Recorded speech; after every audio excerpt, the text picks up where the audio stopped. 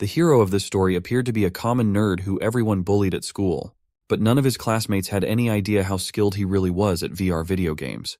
In fact, he was the nerd king. When one of his bullies met our hero at a gaming tournament, he was simply destroyed and humiliated in the most brutal way. Besides sweet revenge, our hero's talent was noticed by a mysterious professor who invited him to an elite academy. Moreover, soon after that, the real and virtual world merged together. Who's the loser now? Let's find out. Our story starts with two guys battling it out in a virtual arena.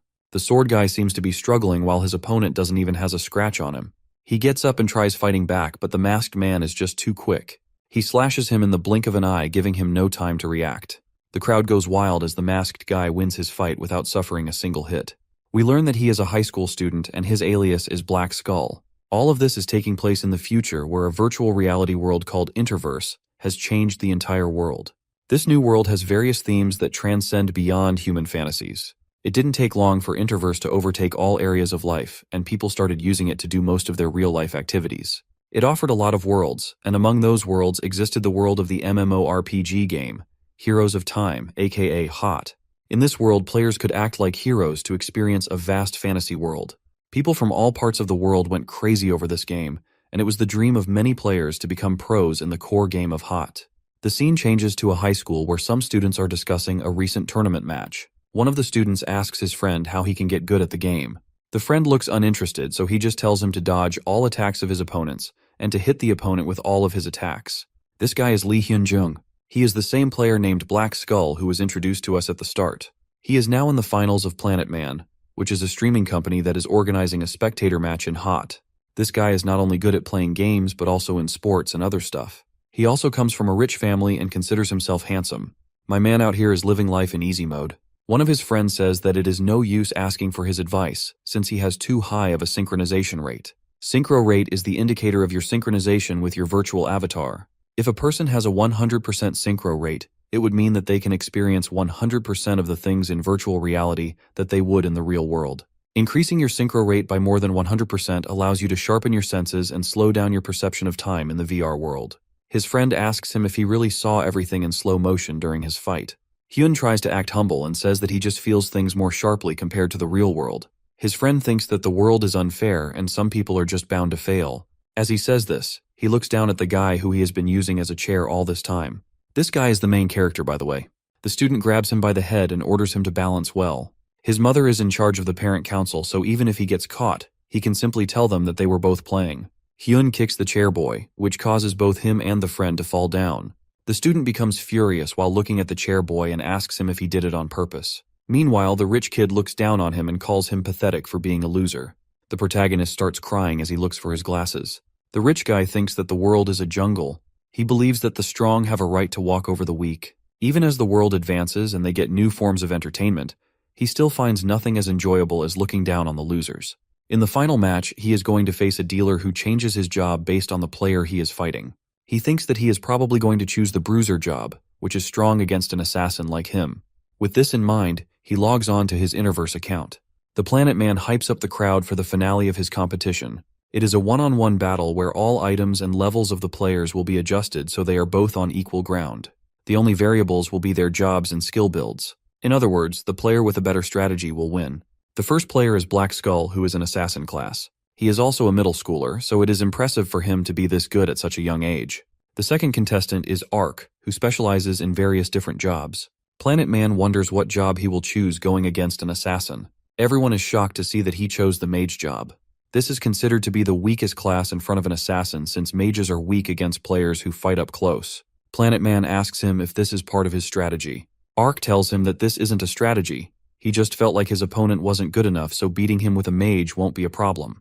My man was already dealing damage before the fight even started. As the countdown for the match begins, Ark takes off his hood and reveals that he is also a middle schooler. He taunts Black Skull about wearing his mask, which makes him furious. He wonders if his opponent is an attention seeker.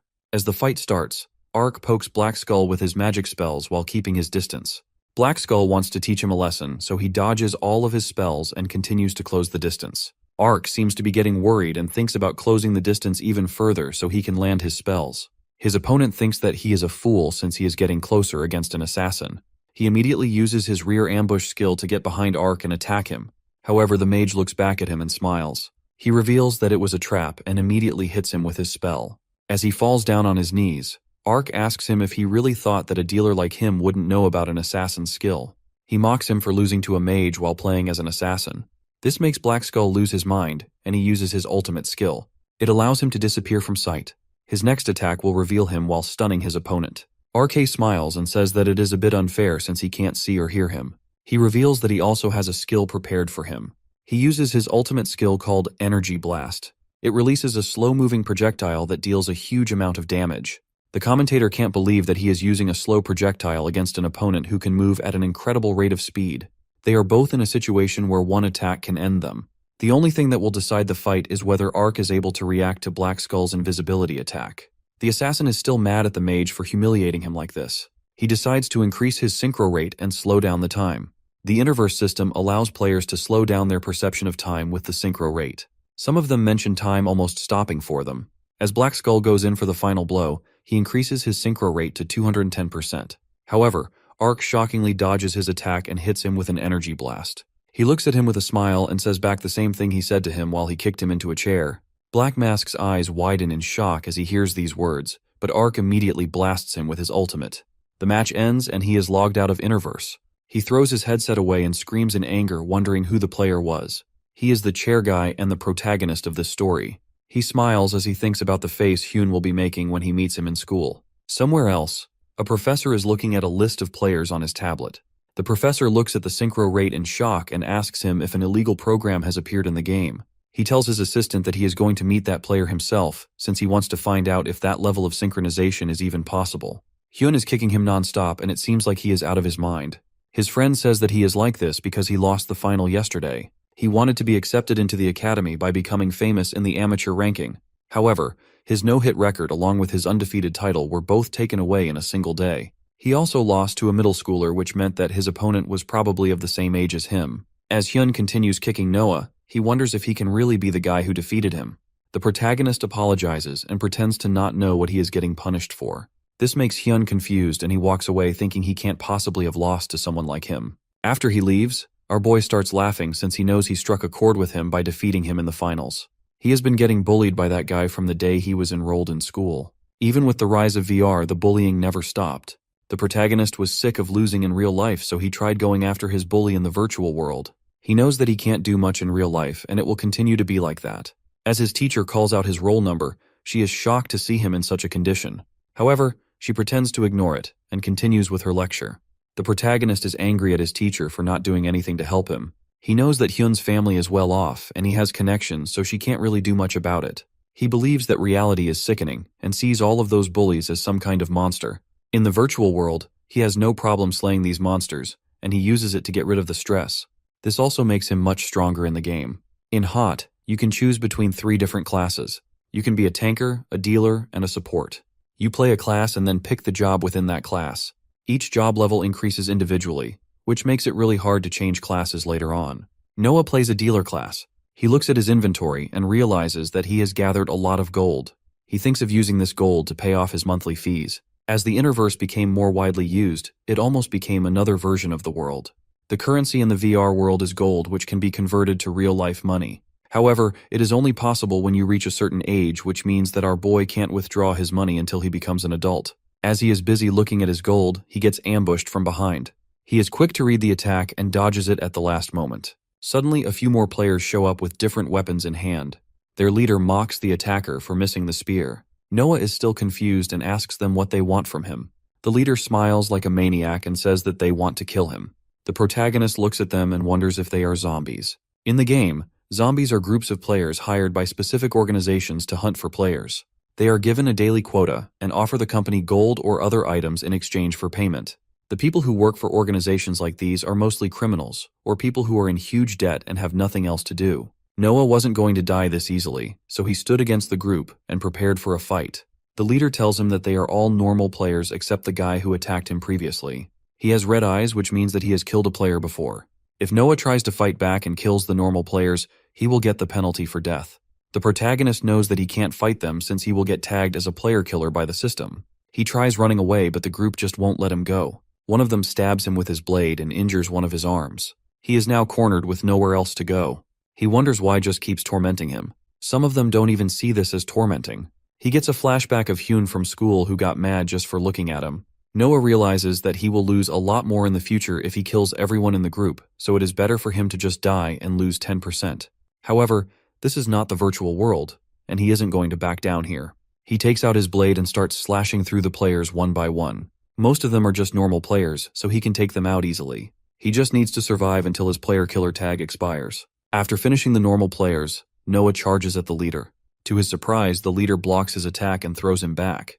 He tells him that he is not the same as those zombies. Moreover, the protagonist has become a murderer, so dying would be a huge loss for him. Meanwhile, a masked player is analyzing the forest from above using his crow. With a bit of searching, he finally finds the MC. Our boy is having a hard time against the leader. He didn't expect him to be this strong. The leader is impressed that he managed to surgically kill all of the zombies without taking a single hit. However, it is now time for him to die, so he charges at him with his blade. The protagonist can see his attack, but he gets hit regardless. He can't react to his attacks fast enough. Even though he can see his movements, his body is not fast enough to keep up with him. Unlike in tournaments where the stats are equal, in fights like these, there is a huge gap in levels. It is entirely possible for a player to overwhelm someone using their high stats. As the leader prepares to deal his finishing blow, he commends Noah for his movement, but tells him that he has no chance with a level that low. Before he can hit him, his blade is stopped by the masked guy who was looking for the protagonist a few moments ago. The leader furiously asks him who he is. The guy apologizes for interfering and tells him that he has some business with the protagonist. He calls him by his in-game name, Ark, and asks him if he was using any cheats in his recent tournament match. The protagonist immediately told him that he never used any cheats. Meanwhile, the leader was mad at the masked man for butting in like that. The guy effortlessly pushed his sword away and placed his own blade at his neck. He then asked Ark if he actually managed to achieve a synchro rate of 400% without using any external programs. Even our boy was confused upon hearing this. He asked the guy if his synchro rate was actually that high. The guy told him that his synchronization during his last strike was over 400%. Nobody in the game has ever achieved a synchro rate that high. The protagonist told him that you had to pay in order to measure your synchro rate, so that's why he never did that. Suddenly, a talking treasure box appeared out of nowhere. It was a mimic related to the Hot World's management, and it came to investigate a cheating report. The NPC told Ark that he was under suspicion of cheating and he had to perform his move once more. The protagonist shouted at the NPC to go after the player killer who was standing right in front of him. However, since that guy hadn't killed anyone yet, the NPC told him that no violations were detected. Instead, they were suspicious about him using banned software to increase his synchro rate, which may lead to his account getting permanently banned. The protagonist got furious upon hearing this, and stressed that he never used any banned software. The NPC told him that he was innocent. This test would be easy for him. The masked guy hands over one of his blades to the MC and tells him to prove himself. Hearing this, the leader asks him if he is really cheating. The masked guy gets out of his way and gives him full permission to attack Ark. The leader charges at him and tries to hit him, but the protagonist manages to block his attacks using his blade. He knew his synchro rate was a bit above average, but he never knew it was this high since he never measured it. As he is fighting the leader, he realizes that he is the first player in the world to have a synchro rate this high.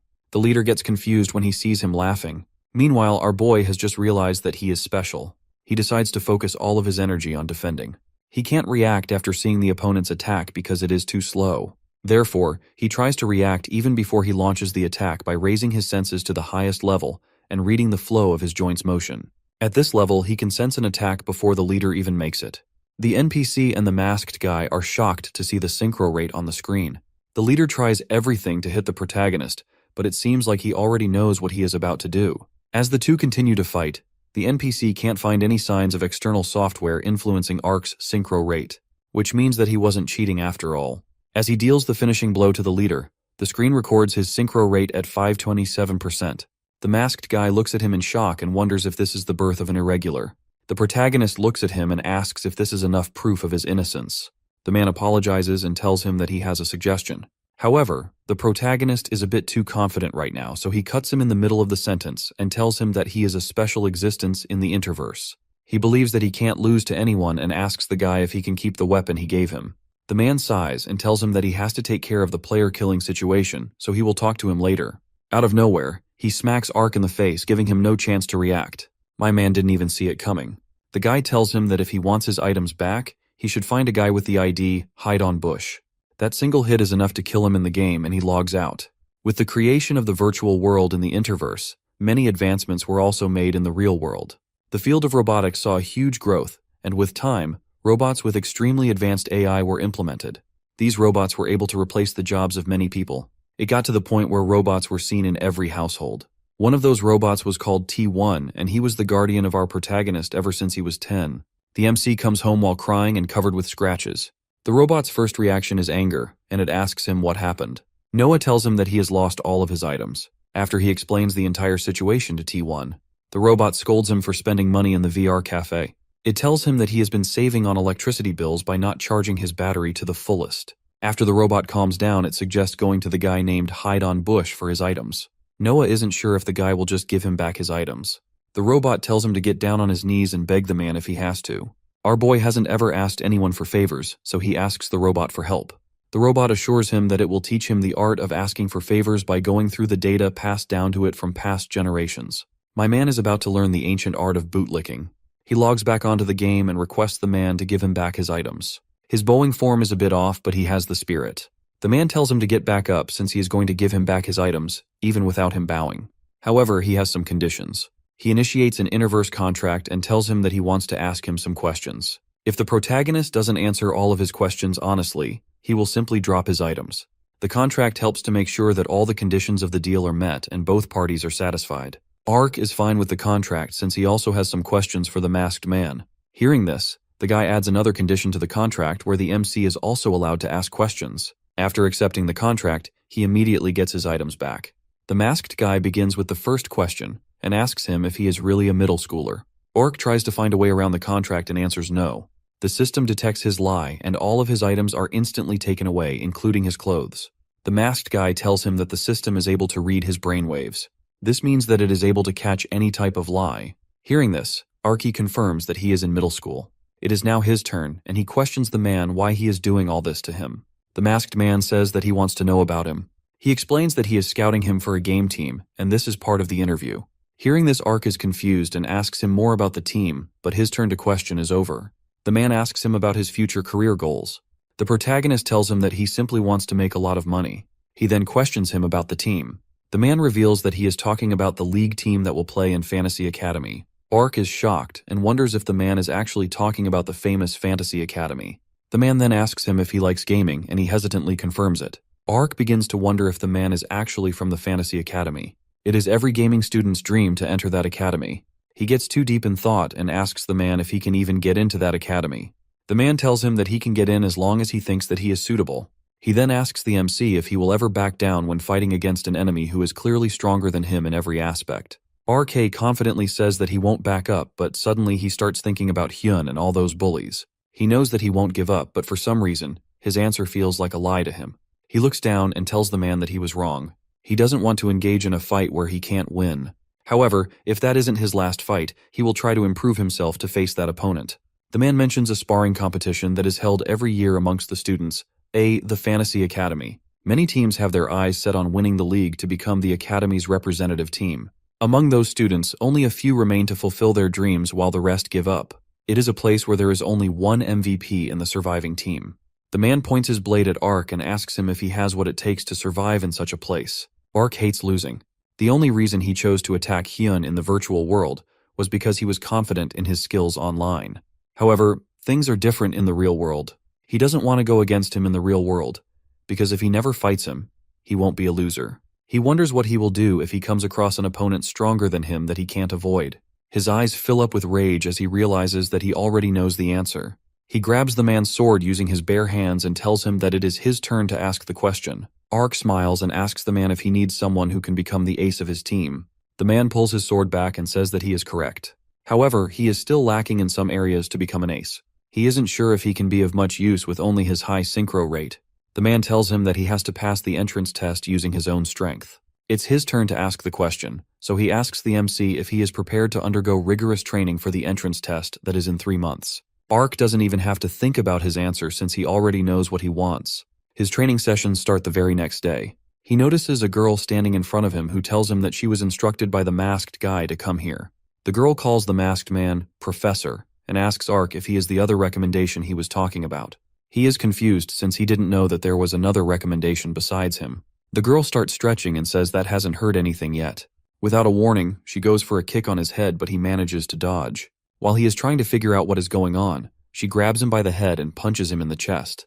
She reveals that she heard about his high synchro rate and challenges him to a fight. While struggling to stand up straight, our boy asks him what she means by fighting. The girl asks him if he has dulled his sense of pain since he doesn't seem to be struggling enough. Bro is literally about to pass out. She asks him about the percentage of his sense of pain, but he isn't ready to tell her that since he is still mad at her for attacking him. She starts walking towards him with a scary face, and it is enough to make him speak. He reveals that his pain perception is at 1%.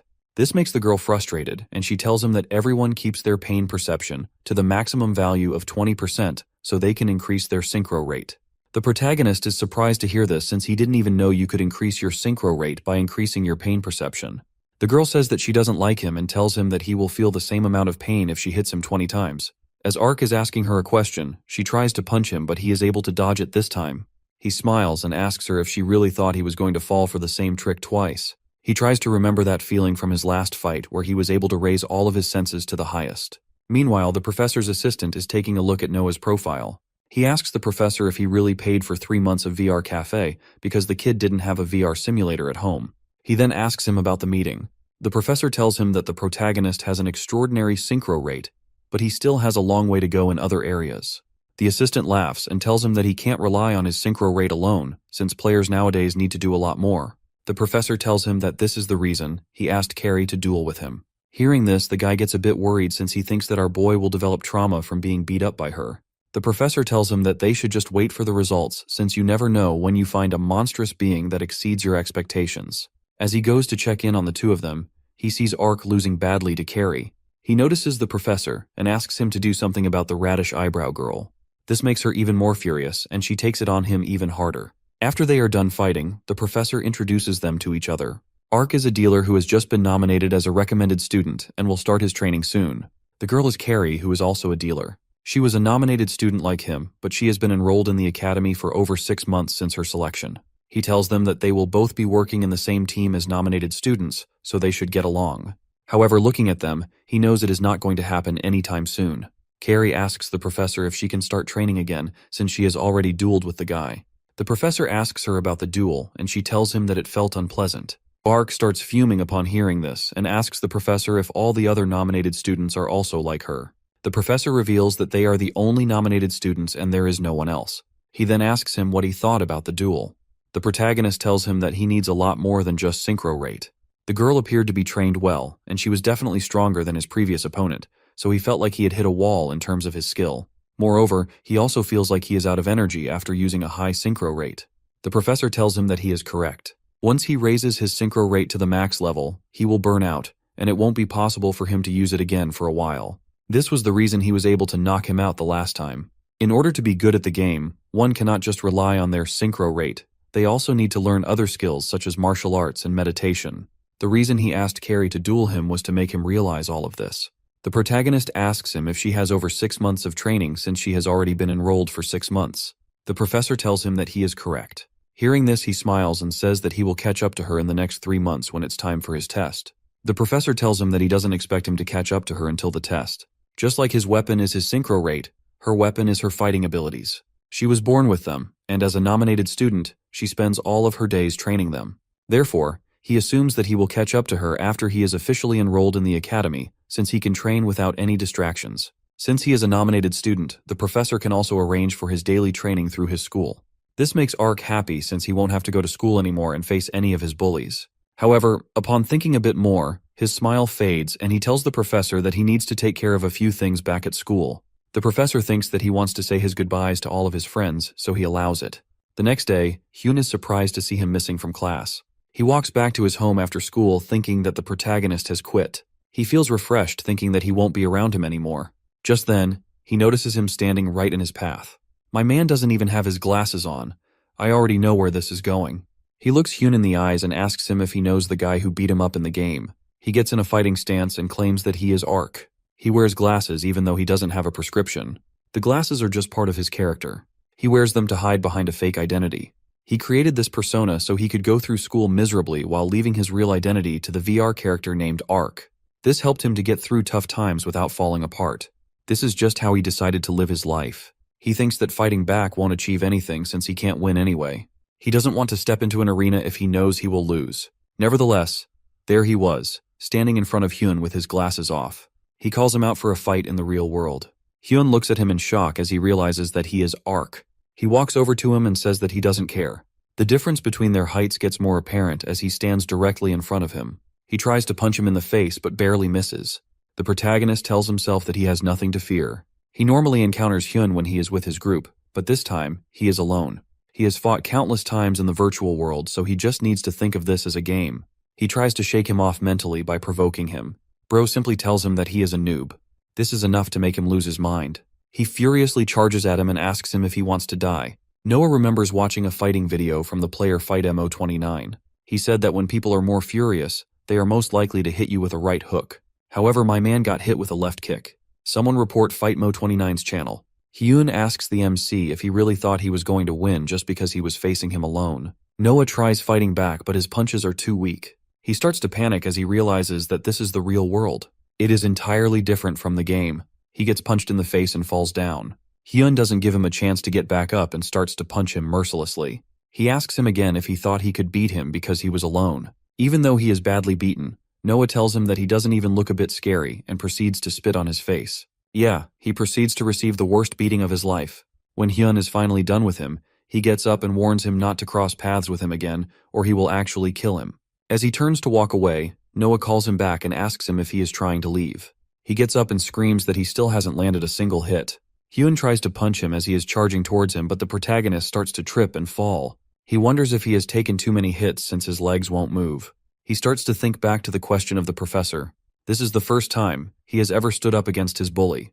This is a huge thing on its own, but he isn't satisfied with just confronting him. He realizes that confronting an enemy who is stronger than you won't change a thing. If he really wants to change something, he needs to confront them and win. He wants to become an ace, and that alone stops him from giving up even when he wants to. With this, he regains his balance and punches Hyun straight in the face.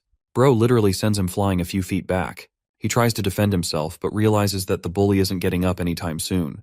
With tears in his eyes, he screams at the top of his lungs because this is the first time he has actually stood up for himself and won. He gets back home to the robot, who asks him if he had fun with his friends. The robot continues talking to him without even looking at him. When it finally turns to face him, he is shocked to see the boy completely covered in bruises. Noah tells him that he just fell down some stairs. With a huge smile on his face, he tells the robot that he destroyed those stairs. Later, he meets with the professor at a random inn inside the virtual world. The professor was surprised to see him back this quickly since he thought that it would take more than a week. He asks him if he said goodbye to his friends. Ark punches the air and tells him that he greeted them perfectly. The professor starts by informing him about the admission test. The academy has 10 professors who are coaches to different teams. Each team consists of a minimum of 5 players, so they tend to recruit a lot more. However, this gave rise to a problem as certain teams had a huge number of players while others were lacking. To solve that, the academy had to take action, and the recommended students were suggested.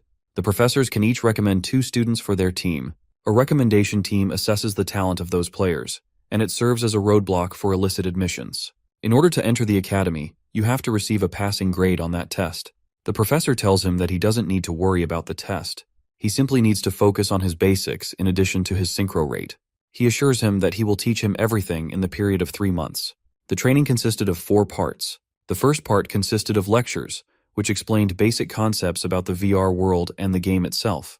The second part was physical training in the real world. The professor believes that gaming requires physical strength and endurance. The third part is increasing his level by hunting monsters in the game. He has to adjust to a VR playtime of around 10 hours every day. Lastly, he has to spar with Carrie every day for 2 hours.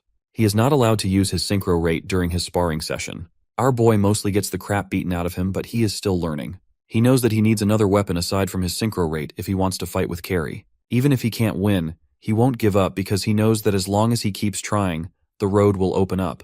3 months later, it was time for his entrance exam. T1 checks on him as he packs all of his stuff. After he leaves for the test, he realizes how much he has grown up. It's been 5 years since the robot started looking after him. He looks at a picture of his parents and tells them that their son has a dream now. He is the same boy who used to cry all the time. The robot asks his parents to cheer him on for his test. Meanwhile, Noah barely manages to get on the train. It is a special train that doesn't stop from City E to City A. He starts getting nervous as he sits down since this is his first time moving to City A. It is the most advanced city in the country. He looks at his expensive train ticket and wonders what will happen if he fails the test and lets down the professor.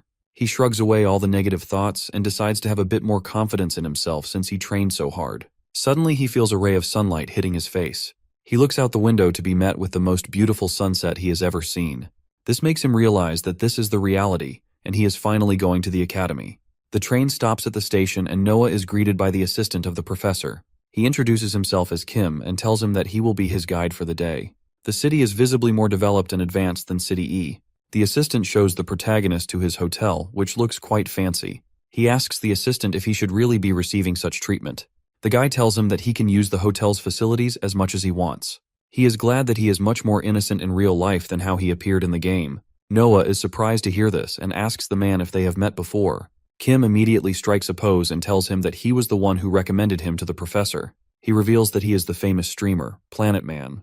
However, our boy doesn't show much of an excited reaction because he hasn't seen his streams before. He asks him if there is a place in the hotel for him to access the Interverse. Kim explains that the professor wanted all of them to get some rest, so he prohibited the use of VR. However, he reveals that he is going out on a date, so if he tells the professor that he took good care of him, he won't snitch on him for using the VR. The protagonist lights up upon hearing this and promises to subscribe to his channel. He is excited to finally see City A in VR. There is something called Mirror World in Interverse, which is an exact replica of a city. City A has a mirror world that is only accessible from the city. Since it is an exact replica, changes to the city are updated in real time. You can use avatars in the VR world that are much faster than in real life. It basically allows you to explore the city while having superpowers. Noah logs into the mirror world and changes into his Interverse character. He runs out of the hotel to witness a large group of players already exploring the city. It looks amazing with holograms and futuristic buildings all around. He walks through the busy street and wonders if all of these people actually live in the mirror world. He quickly starts running for the thing he wants to see the most. It is a faker statue that only exists in the mirror world. Despite being away from the VR world for quite a time, he is still considered to be a legend by the players. He is the greatest gamer who achieved countless feats in his prime. RK read somewhere that if you pray to his statue, you do well in all of your games. This is why he was here before the test. However, he isn't the only one praying. He notices Carrie praying to the statue on his left. The two quickly start arguing. He asks her if she is also praying because she is nervous. She calls him stupid and asks him not to include her with him. She then asks him if he is in the hotel VR room since the professor prohibited them from using VR. The MC tries to play it off and says that it is a secret. However, she knows he also got the same order from the professor since he is also a recommended student. RK gets frustrated and tells her that he is going to sightsee a bit. She asks him where he is going, and he says that he wants to see the academy. Hearing this, she tells him not to go since he can't get into the academy. This doesn't sit well with our boy, and he asks her what she means by that. She says that she just wants him not to waste his time. He has been training non-stop for the past 3 months, so to hear that he can't go to the academy is like a punch in the face. During their training, he fought her 132 times and lost all the matches. He wasn't even able to land one solid hit on her. However, in all of these losses, his motivation never dwindled. Even outside of training, he kept using his mind and tried to come up with new ideas and strategies to defeat her. All that hard work was fun for him since she was a rival that he looked up to. He wanted to defeat her someday, and that's why her words landed so heavily on him. He suddenly charges at her and tells her that he won't keep losing to her forever. Carrie sees him coming and immediately gets into a fighting pose. As she is about to hit him, he activates his insane synchro rate and dodges her punch. She is surprised to see him launching a counterattack this fast. Before hitting her, he asked her to take back what she said, because he is going to pass the academy's test tomorrow. Carrie grabs his fist and asks him what he is talking about. She throws him to the ground, saying that she won't take her words back. She told him that he couldn't visit the academy in the mirror world because outsiders weren't allowed to go. Not gonna lie, she had me fooled too. Hearing this, Ark emotionally asks her if she wasn't talking about him failing the exam. Carrie looks at him and tells him that she would never say such a thing because they are both on the same team. She also threatens to kill him if he fails his exam tomorrow. RK gets a bit too carried away and tries to hug her while crying, but she pulls him out of it with a punch and tells him that she is hungry. She suggests going for lunch together since they are both in the VR room. RK quickly realizes that he has never seen her in real life. As he takes off his VR headset, he gets approached by a girl who asks him if he is Ark. My man is about to get catfished. He has always been curious about how she looked in real life. From what he knows, she is of the same age as him and is very talented. Moreover, she also has a high tendency for violence. Based on all the information he got about her in the past 3 months, he built an image of her in his mind. Why does she look like a JoJo character? However, she looks the exact opposite in real life. With a smile on her face, she asks him why he is so surprised. Bro still can't believe that she looks like a normal girl. She tells him that she is Carrie and assures him that she won't hit him in real life. Since they can't use their nicknames in the real world, she asks for his real name. She reveals that her real name is Lee Si-ah. Noah hesitantly tells her that he is Park Noah. The two of them go on lunch together and she just can't stop enjoying the food. The protagonist is a bit surprised to see her enjoying this much since it is not even anything fancy. While eating, she asks him where he is from. He reveals that he is from City E. Carrie tells him that they are both close to each other since she lives in City F. Noah is shocked to hear this since that city is known as the demonic realm. It is a city filled with crime and violence. He is surprised to learn that she is from a place like that. Out of nowhere, she asks him about the move he used on her earlier. She asks him if it was the result of his training on top of using his synchro rate. Noah tells her that he doesn't want to lose forever. He asks her how she became a recommended student. Carrie reveals that she once fought with the professor and he scouted her. The two of them met in the hot Colosseum. He cornered her and it felt like he could read all of her moves. She challenged him a few more times, but she still couldn't win. The MC realizes that the professor is amazing since he also knocked him out with a single hit. With a serious expression, Carrie tells him that she tried searching for him online, but she couldn't find a single trace of him. She hasn't even seen him in real life. This comes as a shock to the MC since she has been enrolled for 6 months. They both wonder what kind of a person he must be since he recommended them both to an academy where only the richest elites can attend. Meanwhile, the professor is sitting in a meeting called upon by the academy's director.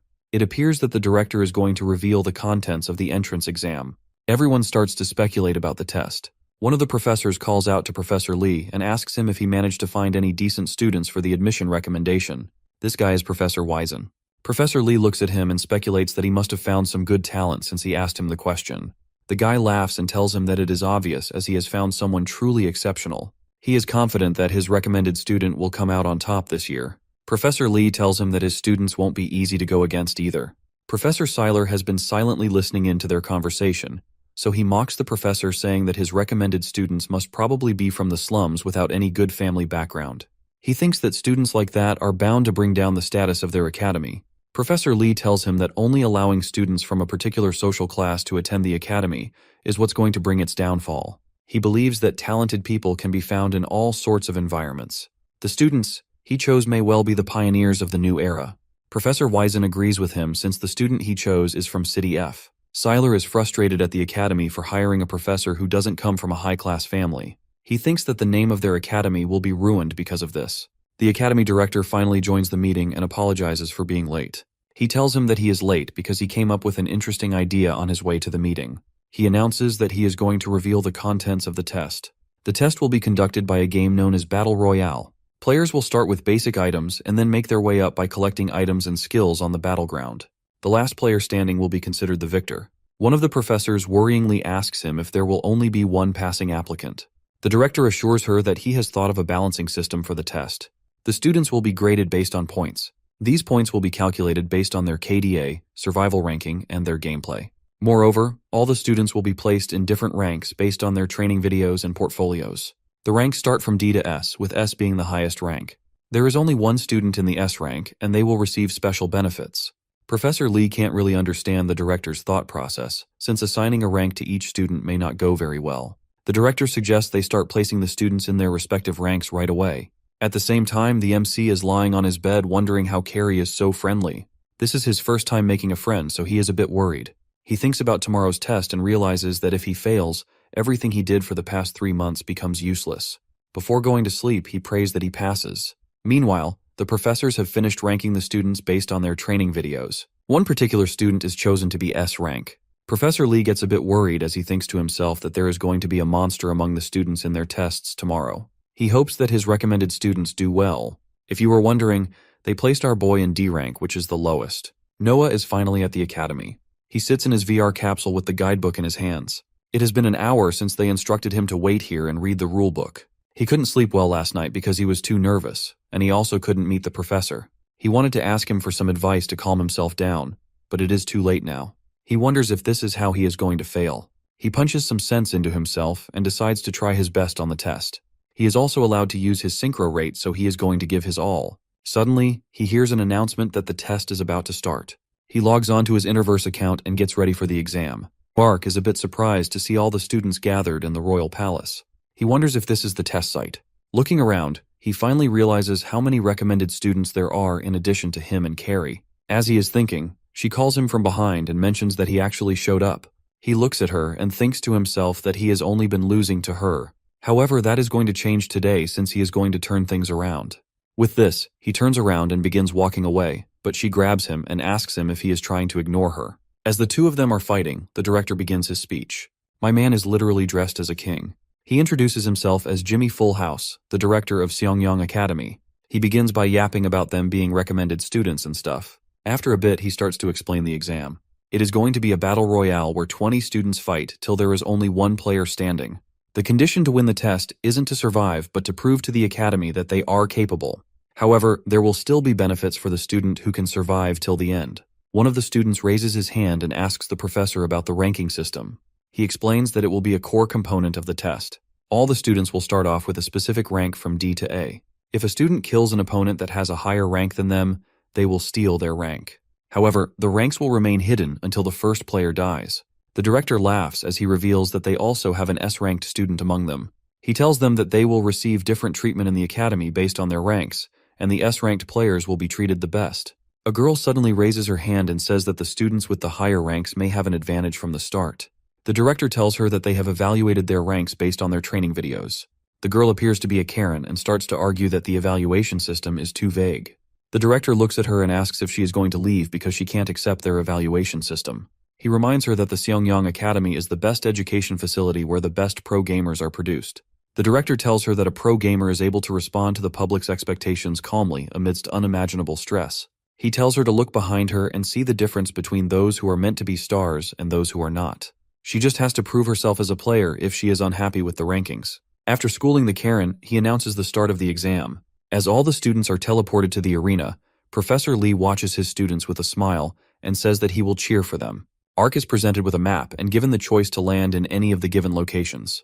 He has already read about it in the guidebook and decides to land in the forest. He is excited to land since this is a dream come true for him. However, he tries to hold his excitement and gets ready to collect some items. The best strategy to win a battle royale is to farm for items at the start of the game. This will allow the player to gain an upper hand on their opponent. There are a total of 10 areas and each of them gets destroyed after a specific amount of time. This means that it is impossible to farm for items later since parts of the map are destroyed. Considering all these factors, the MC has figured out the fastest route to getting all of the items that he needs. He finds steel panties from his first treasure box. In this game mode, it is essential to avoid players early on since it prevents you from farming items, and it will put you at a disadvantage at the later stage of the game.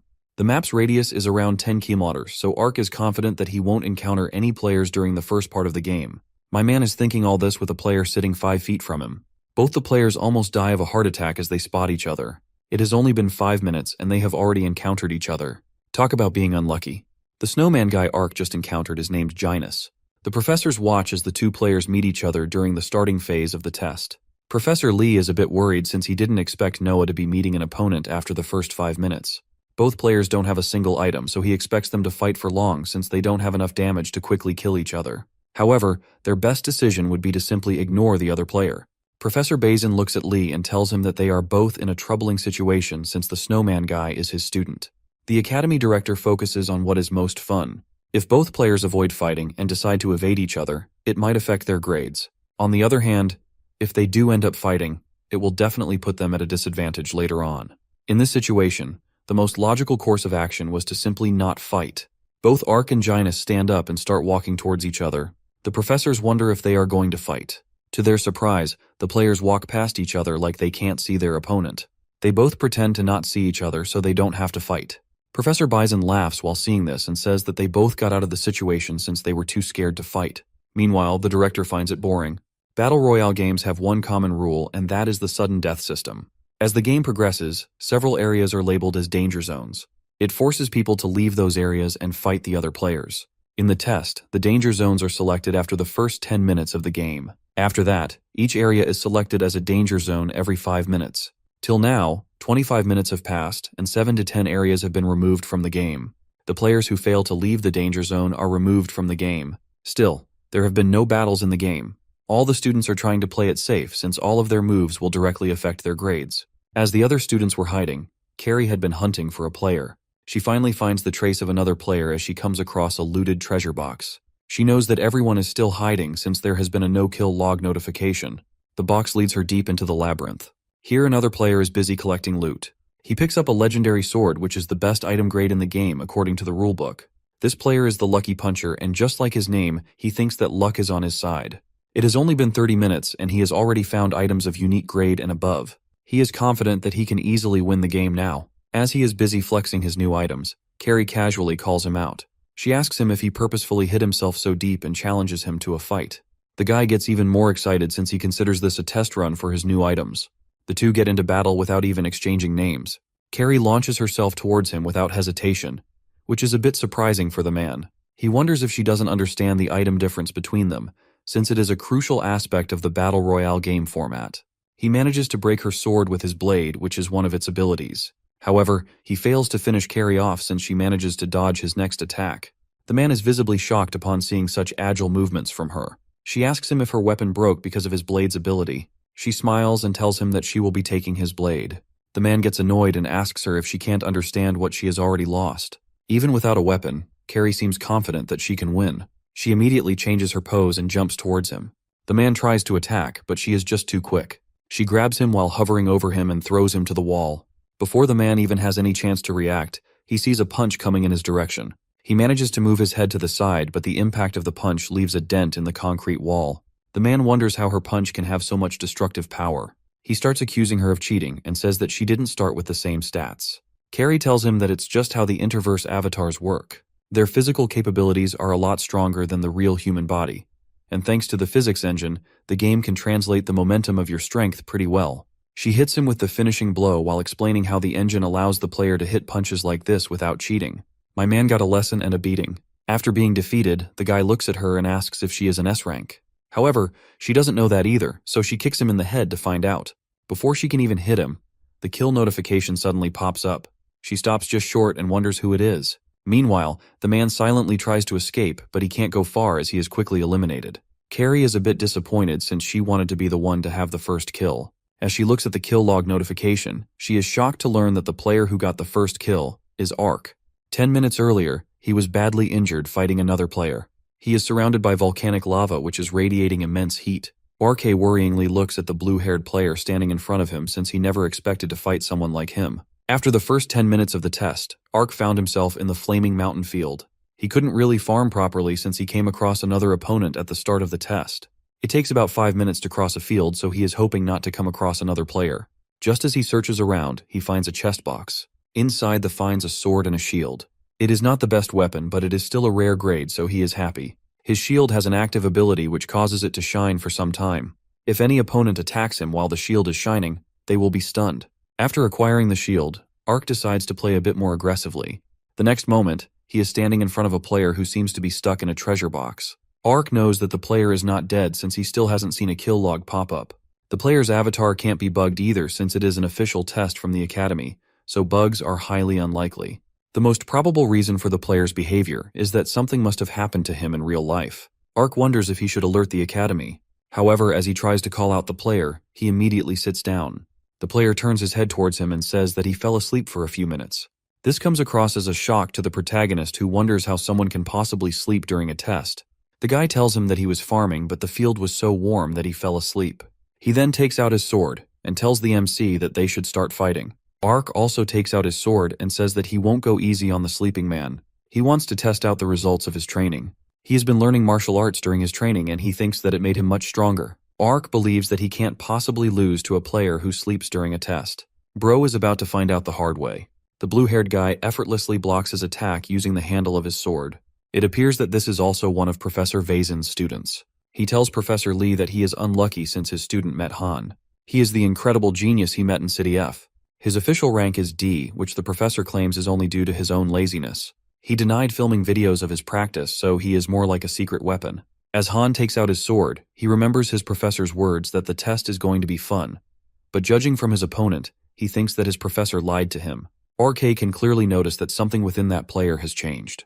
His movements are now fluid and super quick. He remembers the stun skill of his shield and immediately holds it in front. However, Han stops right before attacking and says that he can feel the change in his rhythm. He suspects that the protagonist is hiding something, so, instead of attacking the shield, he slashes him on the leg. Immediately after slashing him, he throws him back with a powerful kick. The protagonist has no idea how he found out about his shield skill.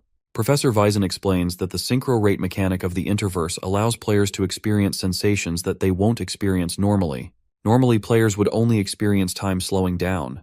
He explains that he was curious about this mechanic and always wondered if there was a way to increase your synchro rate. During that time, he heard a rumor about a boy who was experiencing an unusual phenomenon.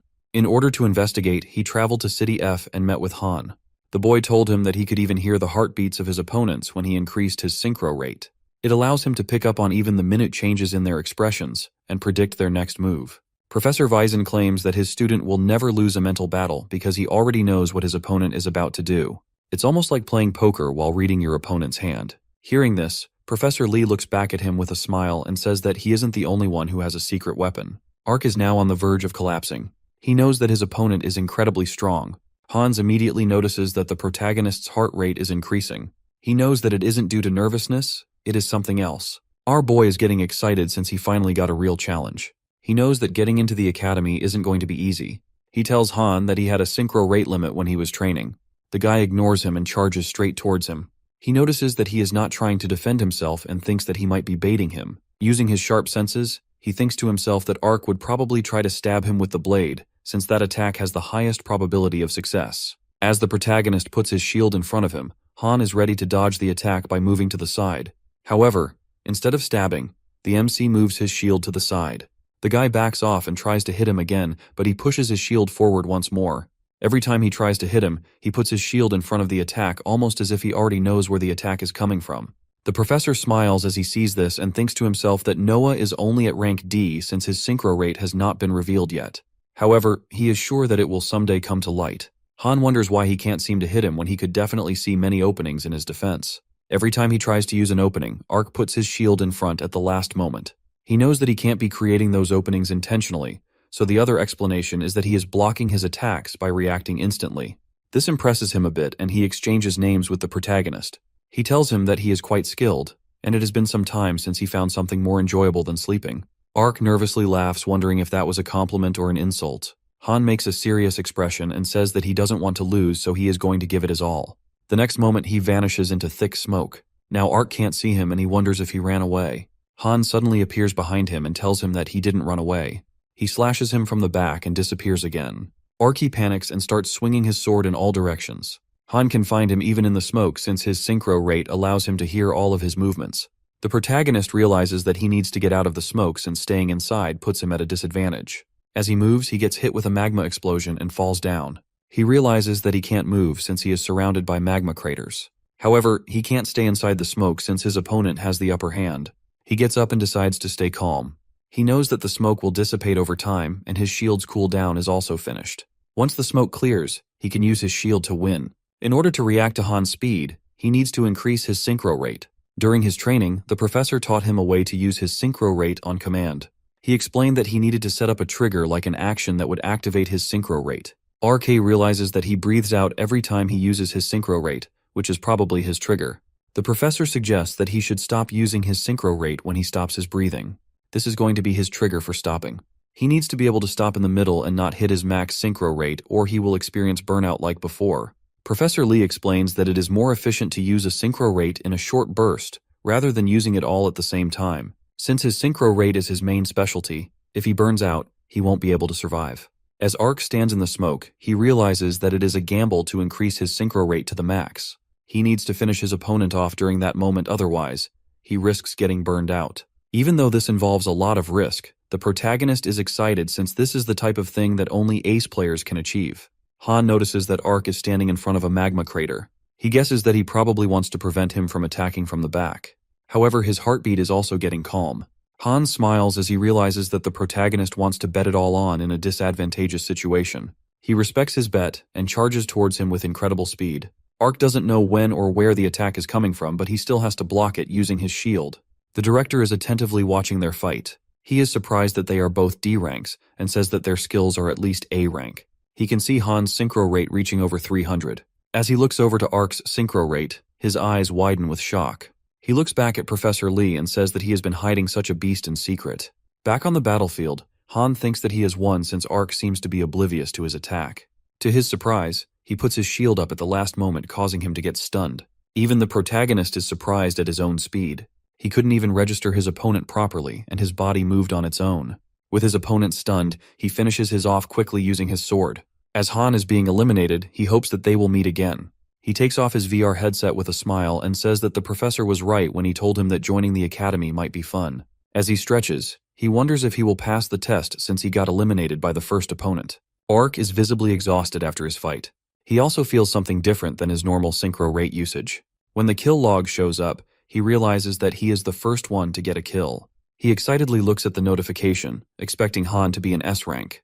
His excitement dies down when he finds out that Han is of the same rank as him. This makes him question just how strong the S-ranked guy is. The director watches as the players react differently to the rankings being revealed. There are some players who are making plans after checking the rankings while others are disappointed by their rank. Moreover, there are also players who are hiding and protecting their ranks, and players who are hunting the S-ranked player to steal their rank. Carrie is mad that there is someone above her in the rankings. She raises the sword and walks out planning to crush the S-ranked player. The director laughs as he watches all the players focused on the S rank. He is excited to see what the highest ranking player will do next. One of the players finally manages to find the S rank. He is a ranked A player named Royd. He tells him that he can't stand being below someone, so he came here to steal his rank. However, he wasn't alone. He also brought some of his friends with him.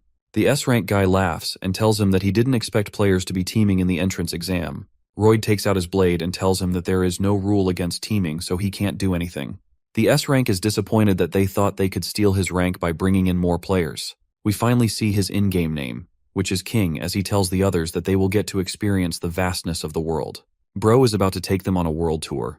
All the professors attentively watch the showdown between the S rank and the 3 lower-ranked players. One of them is A rank, but the other 2 are still B ranks. The professors call out to Professor Seiler and tell him that his students are teaming up. He asks them if there is any problem in teaming up. The professors argue that it is unfair to form a team in an individual-based game. Hearing this, the director intervenes and tells them that teaming is not against the rules. He didn't expect students to be teaming up, but it's still fair game. He tells them that it seems interesting, so he will let it slide. Professor Sylar sees it as a strategic play, so he thinks it's not breaking any sort of rule. The player Royd was raised in a mafia family. He is a genius of a crime family that dominates others through impressive leadership. The professor is confident that he can easily take on the S-ranked player. Royd signals the guy in the back to make the first move. He has been blackmailing him by showing him a picture of his father receiving a bribe. He has no choice but to team up with him and act like his pawn. As he tries to attack King with all of his strength, he easily grabs his spear. He takes his spear away and throws it down using only one hand. He mocks them for being weak. This makes Royd furious. He orders all of his men to attack the S rank at once. King easily dodges all of their weak attacks while still using just one of his hands and the spear he stole from them. While dodging, he manages to hit one of them and throws him back. The last one standing is the mafia guy. The professor teaching King tells Sylar that it was expected. He says that petty tricks don't work against overwhelming talent. He believes that the existence of King is a glitch. It is natural for people to lose something when they are trying to gain something else. If a person wants to invest his time in a video game, they are bound to lack in other things. There are several mechanics in the game, and perfecting them all is not possible. However, King has all of his stats maxed out. He seems to be the perfect player for the virtual reality game. On top of that, he has an ego and belief in his own strength to support those stats. He has never imagined himself losing to anyone yet. Royd looks at King in shock as he brutally defeats them all. He knew that the first-ranked guy was strong, but he didn't expect him to be at this level. He finally realizes that King was just using them for his own entertainment. The professors are also shocked upon witnessing his skills. They wonder if there is any student who can beat him. The director is impressed by King since he lives up to his nickname. He places Ark, Carrie, and another player on the list who he thinks may be able to go up against him. He is excitedly looking forward to the birth of the super player who will bring an unexpected result to the game. Meanwhile, the snowman is trying to make it out of the danger zone. He runs towards the other field as the timer ticks down, but it's too late. Before he can jump over to the other area, the entire field is destroyed, and he is eliminated. It has now been 50 minutes since the start of the exam. The activity zones slowly start decreasing with the passing of time. It resulted in a number of eliminations. Among them, The most notable recommended student is the S-ranked King. Till now, he has the highest kill score among all players. Only 5 players remain in the game. Carrie and another girl named Mai are in the same field. On the other hand, Ark, the bird guy, and King are in the murderer's den field. RK tries to use his synchro rate after his last fight and finally gets it to work again. He is disappointed that he is the lowest rank among all students. As he is crying over his rank, he realizes that the field has been declared a danger zone and will be destroyed in about 3 minutes. This means that he has to get to another field within 3 minutes, or he will be eliminated.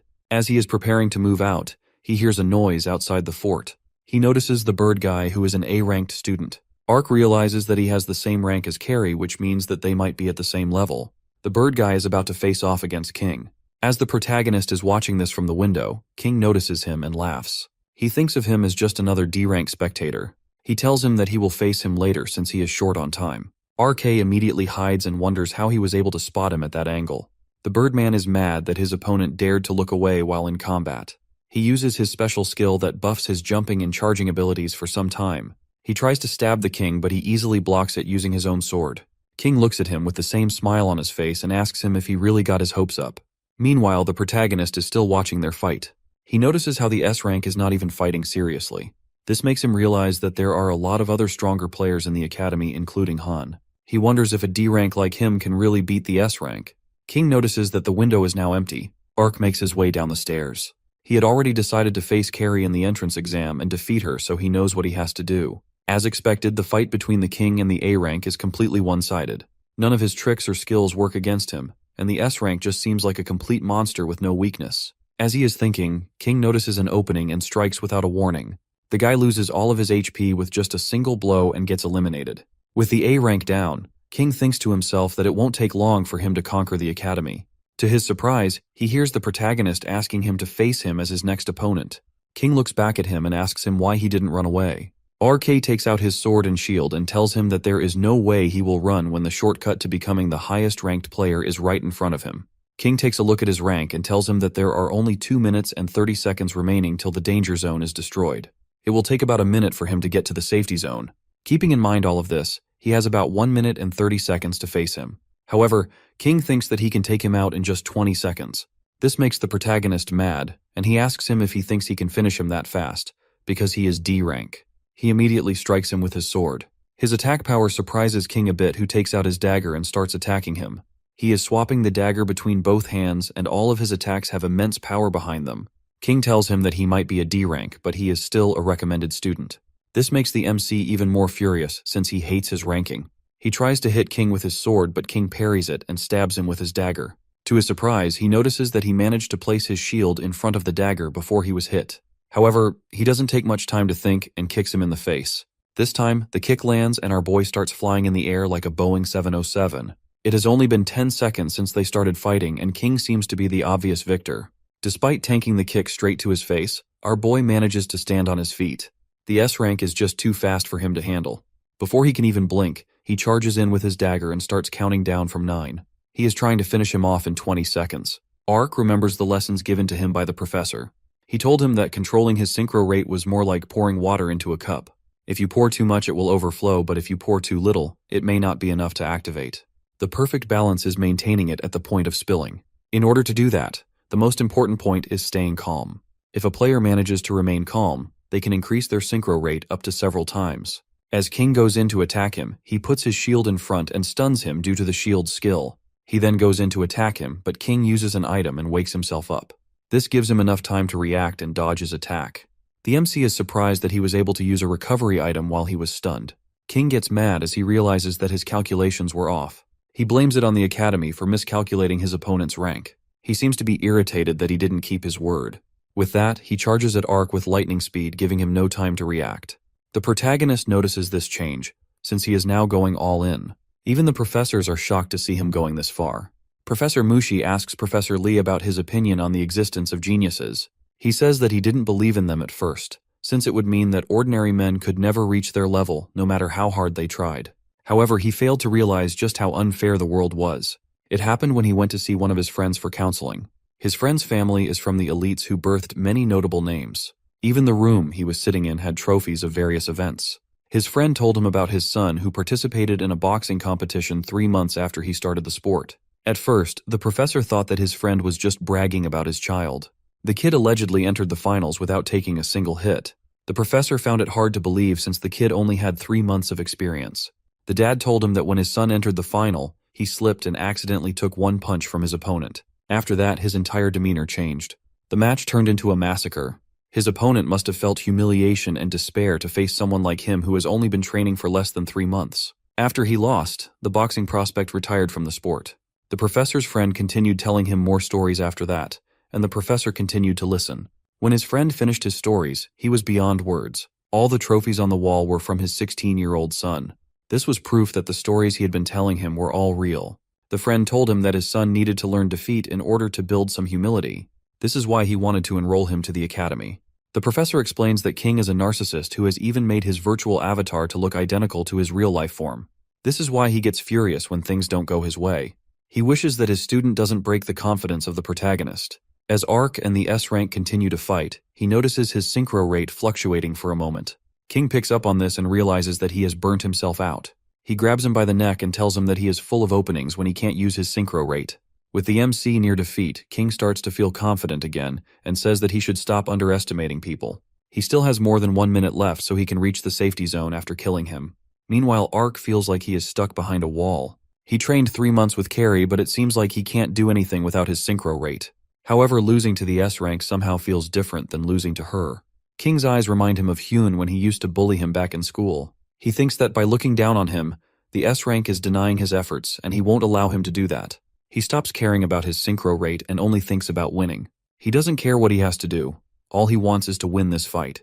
Suddenly, his synchro rate starts to overflow. He reaches towards King's face with his palm while his eyes are lighting up. Meanwhile, the poor girl is being demolished by Carrie in the other field. She enjoys hitting people with her bare hands since it feels much better than a sword. With the elimination of the girl, she now has 3 kills. Now the only players left in the game are Arc and King. She is impressed with her friend since he has survived so far. Her area is locked as the safe zone, so she doesn't need to go anywhere. She decides to just sit and wait for the player who can make it out of the danger zone.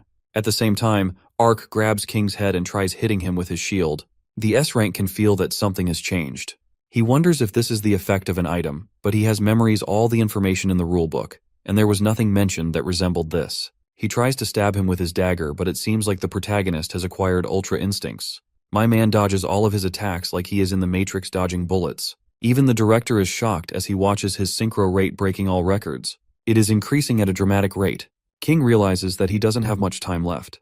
If he stays here and continues fighting him, he might die to the danger zone. Arc manages to land a hit on him while he is distracted. He feels like his soul and body have been separated. My man probably feels like Gojo when he had the near-death experience. He can literally see his opponent's next move. He is moving at such high speed that even King can't keep up with him. He dodges his attack and hits him at the same time. His synchro rate is now at 999%, and he is bleeding from his nose in real life. All the professors get worried as they see a warning message on their screen. Professor Lee logs out and runs to check after his student. King feels humiliated since he was just attacked with the sword's handle. Nothing he has tried so far seems to be working, so he begins to think what he can actually do to defeat him. This is the first time he has to think this hard in his entire life. To his surprise, Arc falls down to the ground without him doing anything.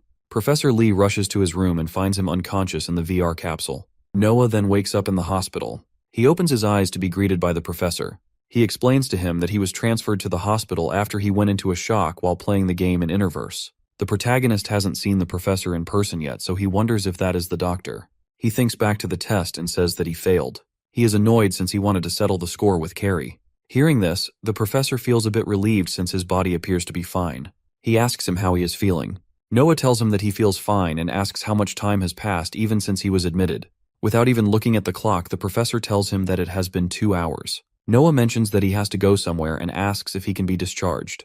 The professor questions him if he is referring to the admission tests. He then dramatically takes out his pen and says that same thing he said to him when they both met for the first time. Noah finally realizes that this man is his professor.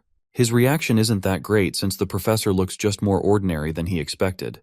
My man got roasted. As the two of them talked, the professor filled him in on the rest of the exam. Carrie won the admission test since she was the last to survive.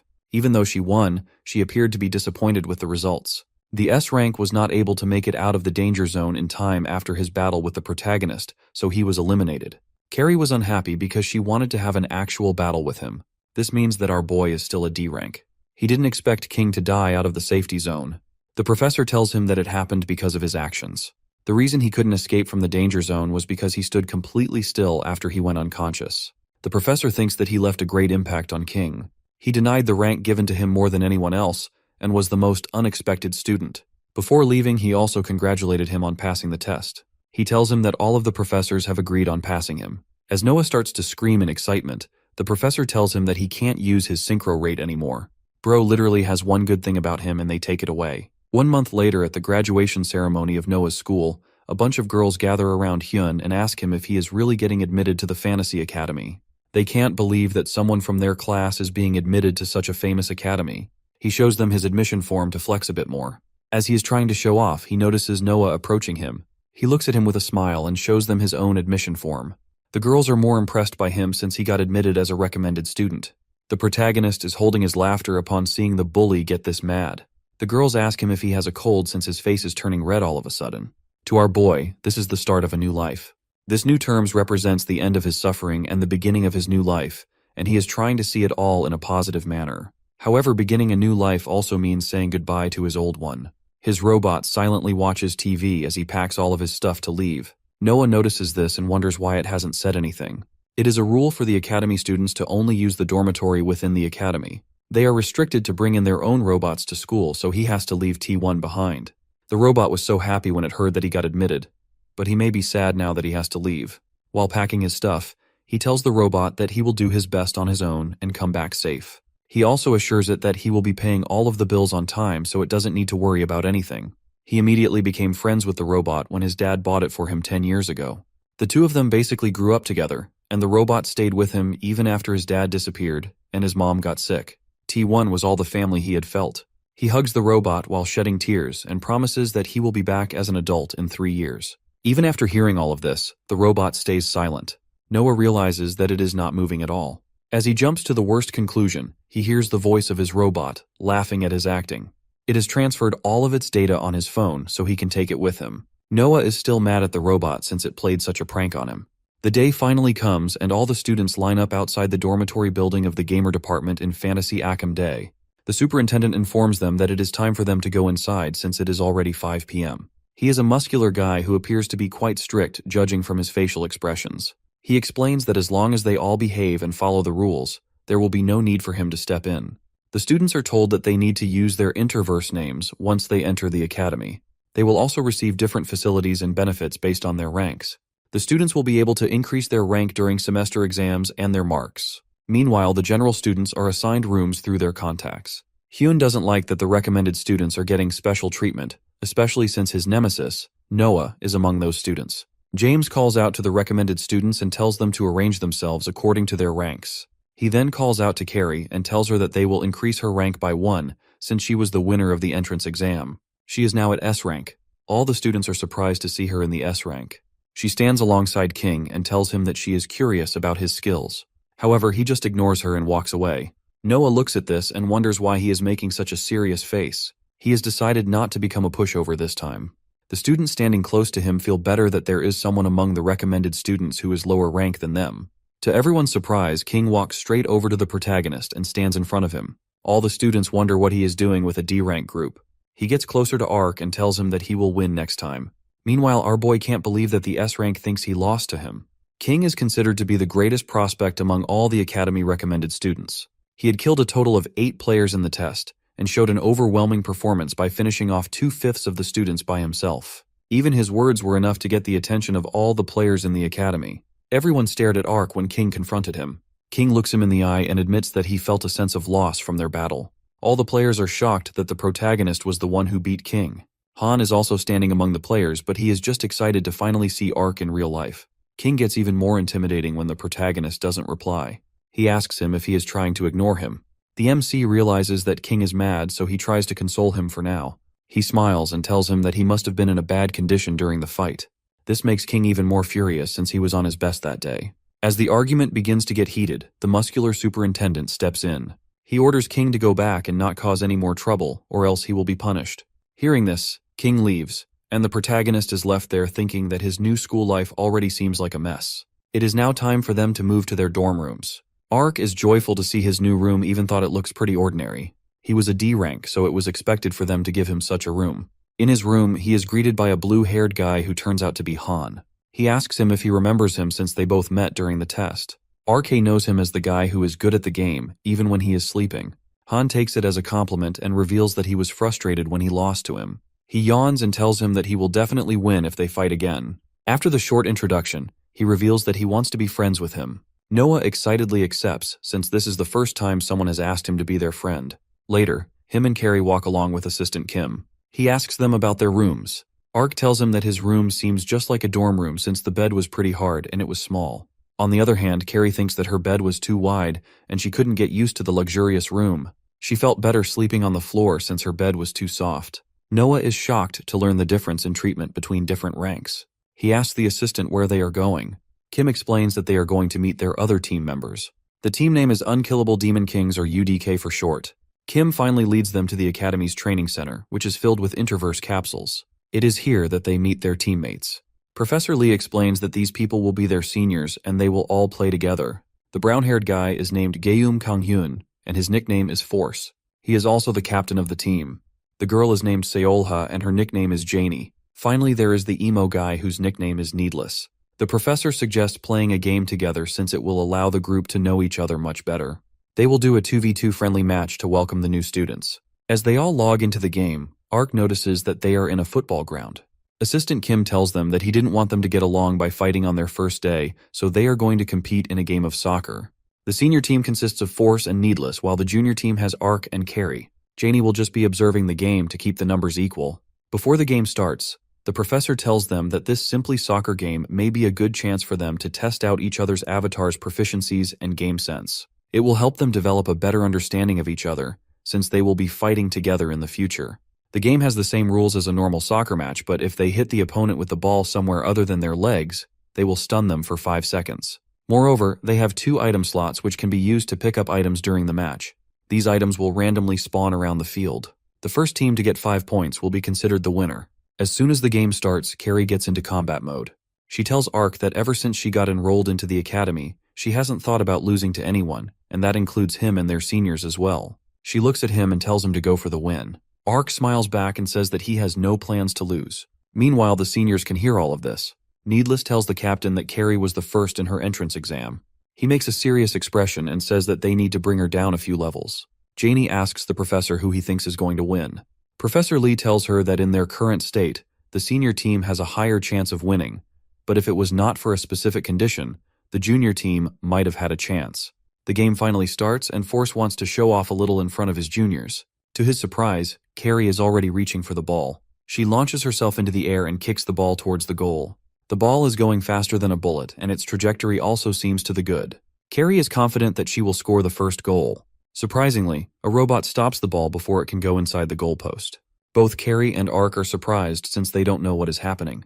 Meanwhile, Needless is sweating on the ground since he just managed to save their goal. When she hit the ball, he went for the item and used a goalie to defend the goal. Needless is also an S or diamond rank like Carrie.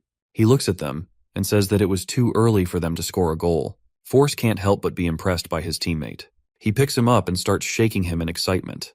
The professor also watches him with a smile as he realizes that instead of being startled by Carrie's actions, he remained calm and went for the item instead. He knew that she was going to get the ball, so he looked around and found out the quickest way to reach the item. On top of that, he sped himself up using the 2x speed item and slid to make it to the goalie. He made all of these decisions instantly.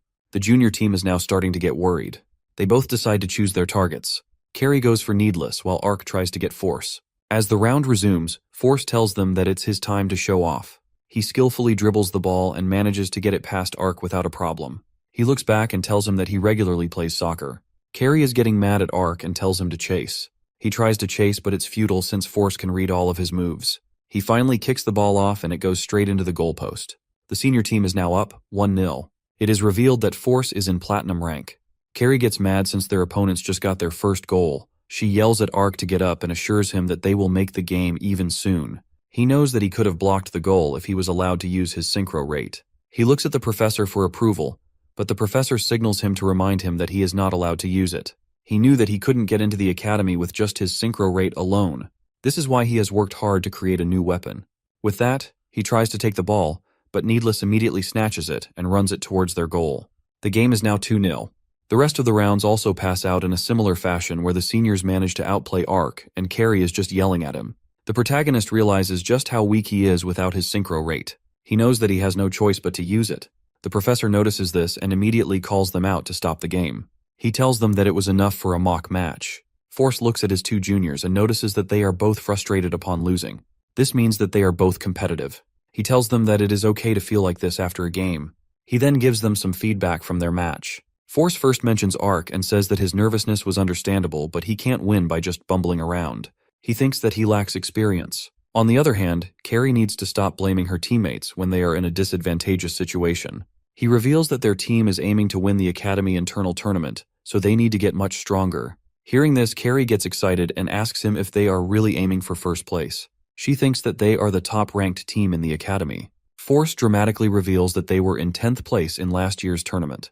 Carrie knows that there were only 10 teams competing in that tournament, which means that their team was ranked last. In all of this, the professor can see that Arc still looks visibly upset.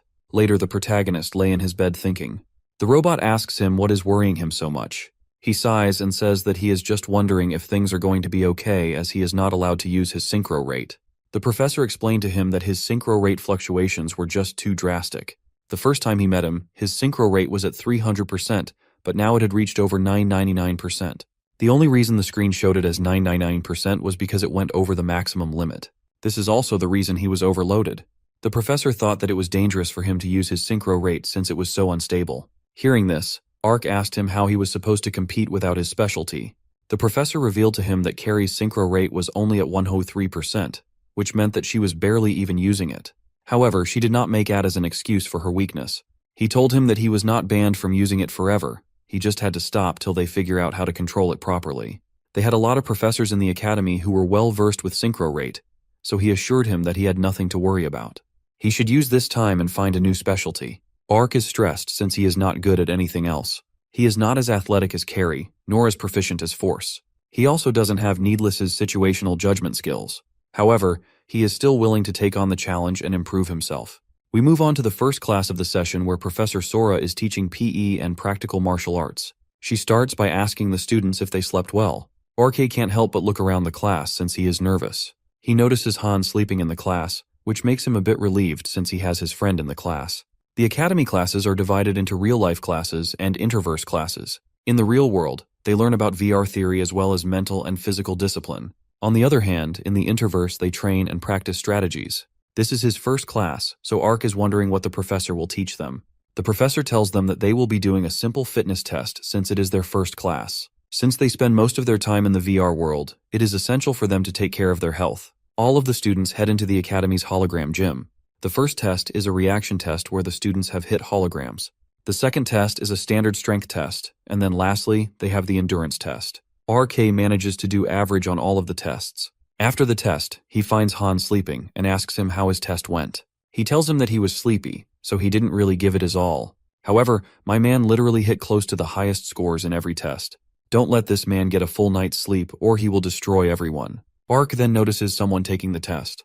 He looks to notice Carrie as she gets a perfect score in all of the 3 tests. This makes her think that she is in the first place. Arc asks Han if he knows her. He tells her that she is famous in F City. It is a city filled with crime and abandoned children. In that chaotic city, a band of those children got together and formed a group. Carrie is the leader of that group. Arc can't believe that she has had such a hurtful past. As she starts walking towards him, he panics and formally congratulates her on her test scores. As the two of them sit together after the test, she tells him that there are a total of 10 teams participating in the tournament. Most of these teams have as little as 20 and as many as 50 people, so they are divided into primary and secondary teams. On the other hand, their team doesn't even have a substitute, and they barely manage to fulfill the minimum members required to compete. Their team was also ranked last the previous year. She asks him if he thinks that their team may have some problems. Janie and Needless find Force exercising in the training room. Needless to ask him what he thinks about the new guys joining their team. The guy looks back and tells him that Carrie has elite athleticism, even though she is a bit rough. On the other hand, Arc is lacking, but he is persistent, so he expects the most amount of growth from him. Needless to tell him that he is not asking him about their skills. He explains that their faces looked dejected when they heard of the team's last year tournament results. He fears that they might quit and suggests looking for some normal admittance students before it is too late. If they fail to do that, they might face the same situation as last year. Force asks him to trust the professor's decision since he was the one who chose them. Janie walks away in worry and wonders if she should talk to the professor about it. As she is walking, she notices Carrie through the window. It appears that she is talking to someone. The guy she is talking to is Matthew from Elemental Viper. The man offers Carrie a position in their team since she came on top in the entrance exam. Even though she is a recommended student, she is allowed to switch teams. However, if she does, she won't be allowed to compete for the next year. The guy tells her that her team is full of losers, so it is best for her to join their team as they came second last year. He also promises to help her financially. Hearing this, Carrie begins to think. Meanwhile, Janie watches all of this from the window and wonders if she is actually going to switch teams. Carrie asks the man how much he is willing to offer her. At the same time, Needless also arrives at the window and starts watching the scene. The man believes that he has Carrie in her palm and asks her how much she wants. He is thinking that she will probably be happy with $2,000. As Carrie starts calculating her value, Needless looks at her in disappointment. To his surprise, she demands $10 million from the man to switch teams. She tells him that this is the cost of the damage to her ego as a potential pro and the negative ramifications of this decision for her future. Moreover, she is also betraying the professor who gave her a chance. She couldn't believe it when the professor told her that he was scouting her. She was just an abandoned orphan from a chaotic city, and she didn't believe that the academy would accept her. Hearing this, the professor told her that she had the talent and that opportunity should be equal for everyone. He said that her environment treated her unfairly, so it was time for her to get what she deserved. Carrie tells the man that the $10 million is a small amount compared to her income as a future superstar. The man gets furious and tries to attack her. Did bro not hear? She is from City F. He gets bodied immediately and starts playing the senior card. However, she doesn't really care and tells him that she has encountered countless people like him in her city who think that poor people will do anything for money. As she is destroying him, Ark arrives at the scene in a hurry. He tells her that violence is bad, but as he is running towards him, he trips and hits the man with an elbow to the head. This causes the guy to go into the shadow realm. Carrie starts laughing at him and asks him how he can elbow drop his senior like that. The two watch as his soul literally leaves his body. They decide to just push him to the side and walk away. As they are taking care of the body, they notice their seniors watching them from the window. Needless asks them to come inside since he wants to discuss something with them. He takes them to the fitness room where Force is still exercising. He asks them if they really took out Matthew. Needless to say, there is no need to worry since they properly threw him in a bush. Moreover, his memories won't be that clear since he was elbow dropped on the head. Force tells them that they should go and apologize to him later. He then asks Needless why he needed his permission. He asks him if he can tell the newbies what really happened last year. Force smiles, as he didn't expect him to be the one to bring it up.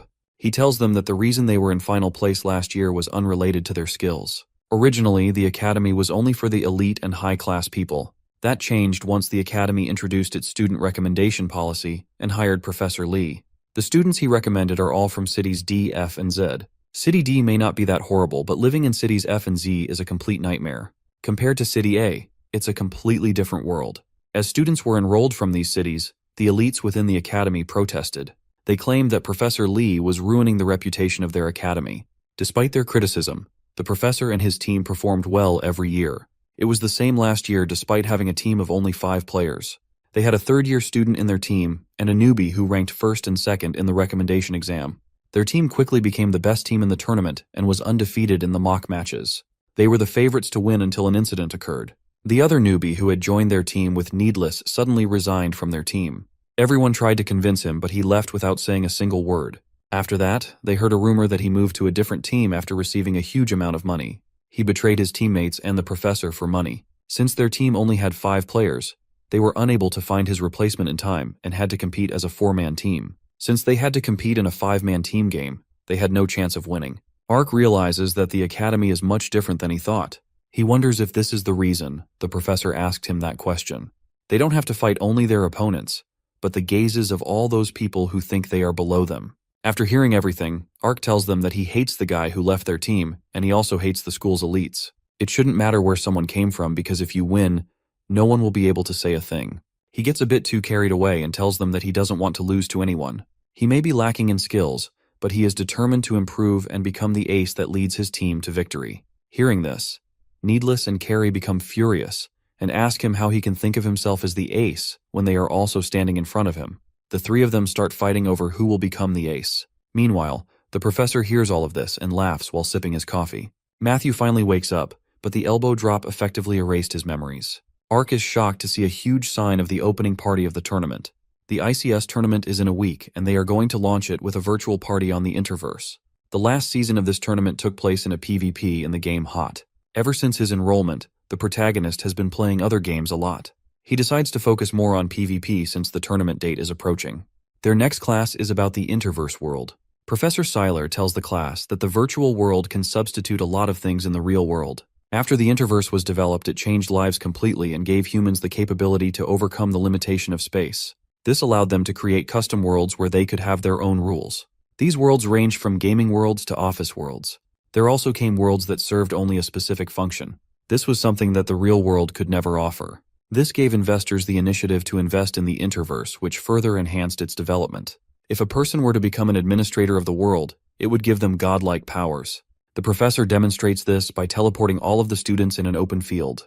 He tells them that they will now try to design their own worlds. All the students immediately get to design their worlds. RK carefully looks at the custom world and wonders what might be a good design. Han asks him how his design is going, and he tells him that he hasn't started. His world is just a humidifier with a lot of beds.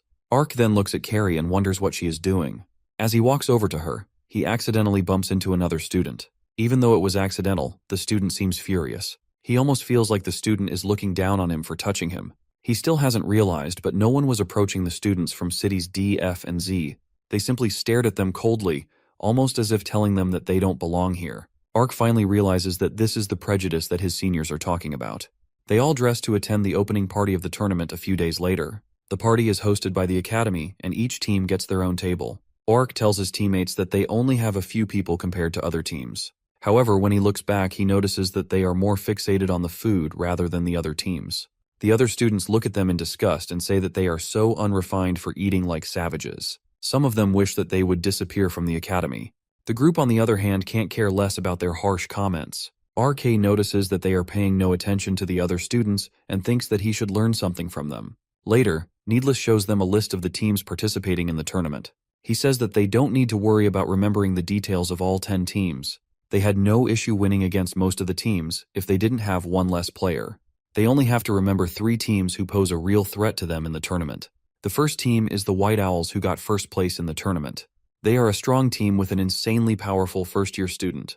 Ark realizes that he must be talking about King's team. The second team is Elemental Vipers. This is the team that Matthew is from. These people will do anything in order to win, and they are pretty skilled as well, so they may cause some trouble for them. The final team is the most important one. It's the Metal Sharks, who placed 9th last year. It is the team to which their teammate transferred. He wasn't able to compete last year due to the penalty, but he will surely be competing this year. Hearing this, Ark makes a terrifying expression and says that they will at least crush the Metal Sharks to teach a lesson to the traitor. Metal Sharks' table is close to theirs, so Ark can see their team. To his surprise, he notices a guy in a mask who appears to be Hyun. He can't believe that he is on the same team as the traitor. This gives him even more reason to destroy them. Meanwhile, Needless has his eyes on another player from that team that he wants to defeat. Stardust is the host of the party. He starts by asking the students if they are enjoying the party. Before the opening ceremony, the host informs the students that he has an important announcement. There have been some changes in the rules of the tournament. The game will still be played in the hot world, but instead of 5v5 PvP mode, the players will compete in MOBA mode. Hearing the word MOBA brings back dark memories in my mind. The host doesn't really explain anything about the game mode since it is so popular, and he assumes that all of the students already know about it. He tells them that the games will commence in a month and advises them to start practicing the MOBA mode. As the team is still processing this mode change, Ark and Carrie reveal that they have never played that mode before. This is shocking for all the other players since the mode is so popular. The protagonist explains that he didn't really have any friends, so he enjoyed the PvP mode more. On the other hand, Carrie didn't want to try any other mode until she got the first rank in PvP. They both assure the seniors that they will learn the new mode in no time. The team has a formal meeting with the professor, where they discuss this issue.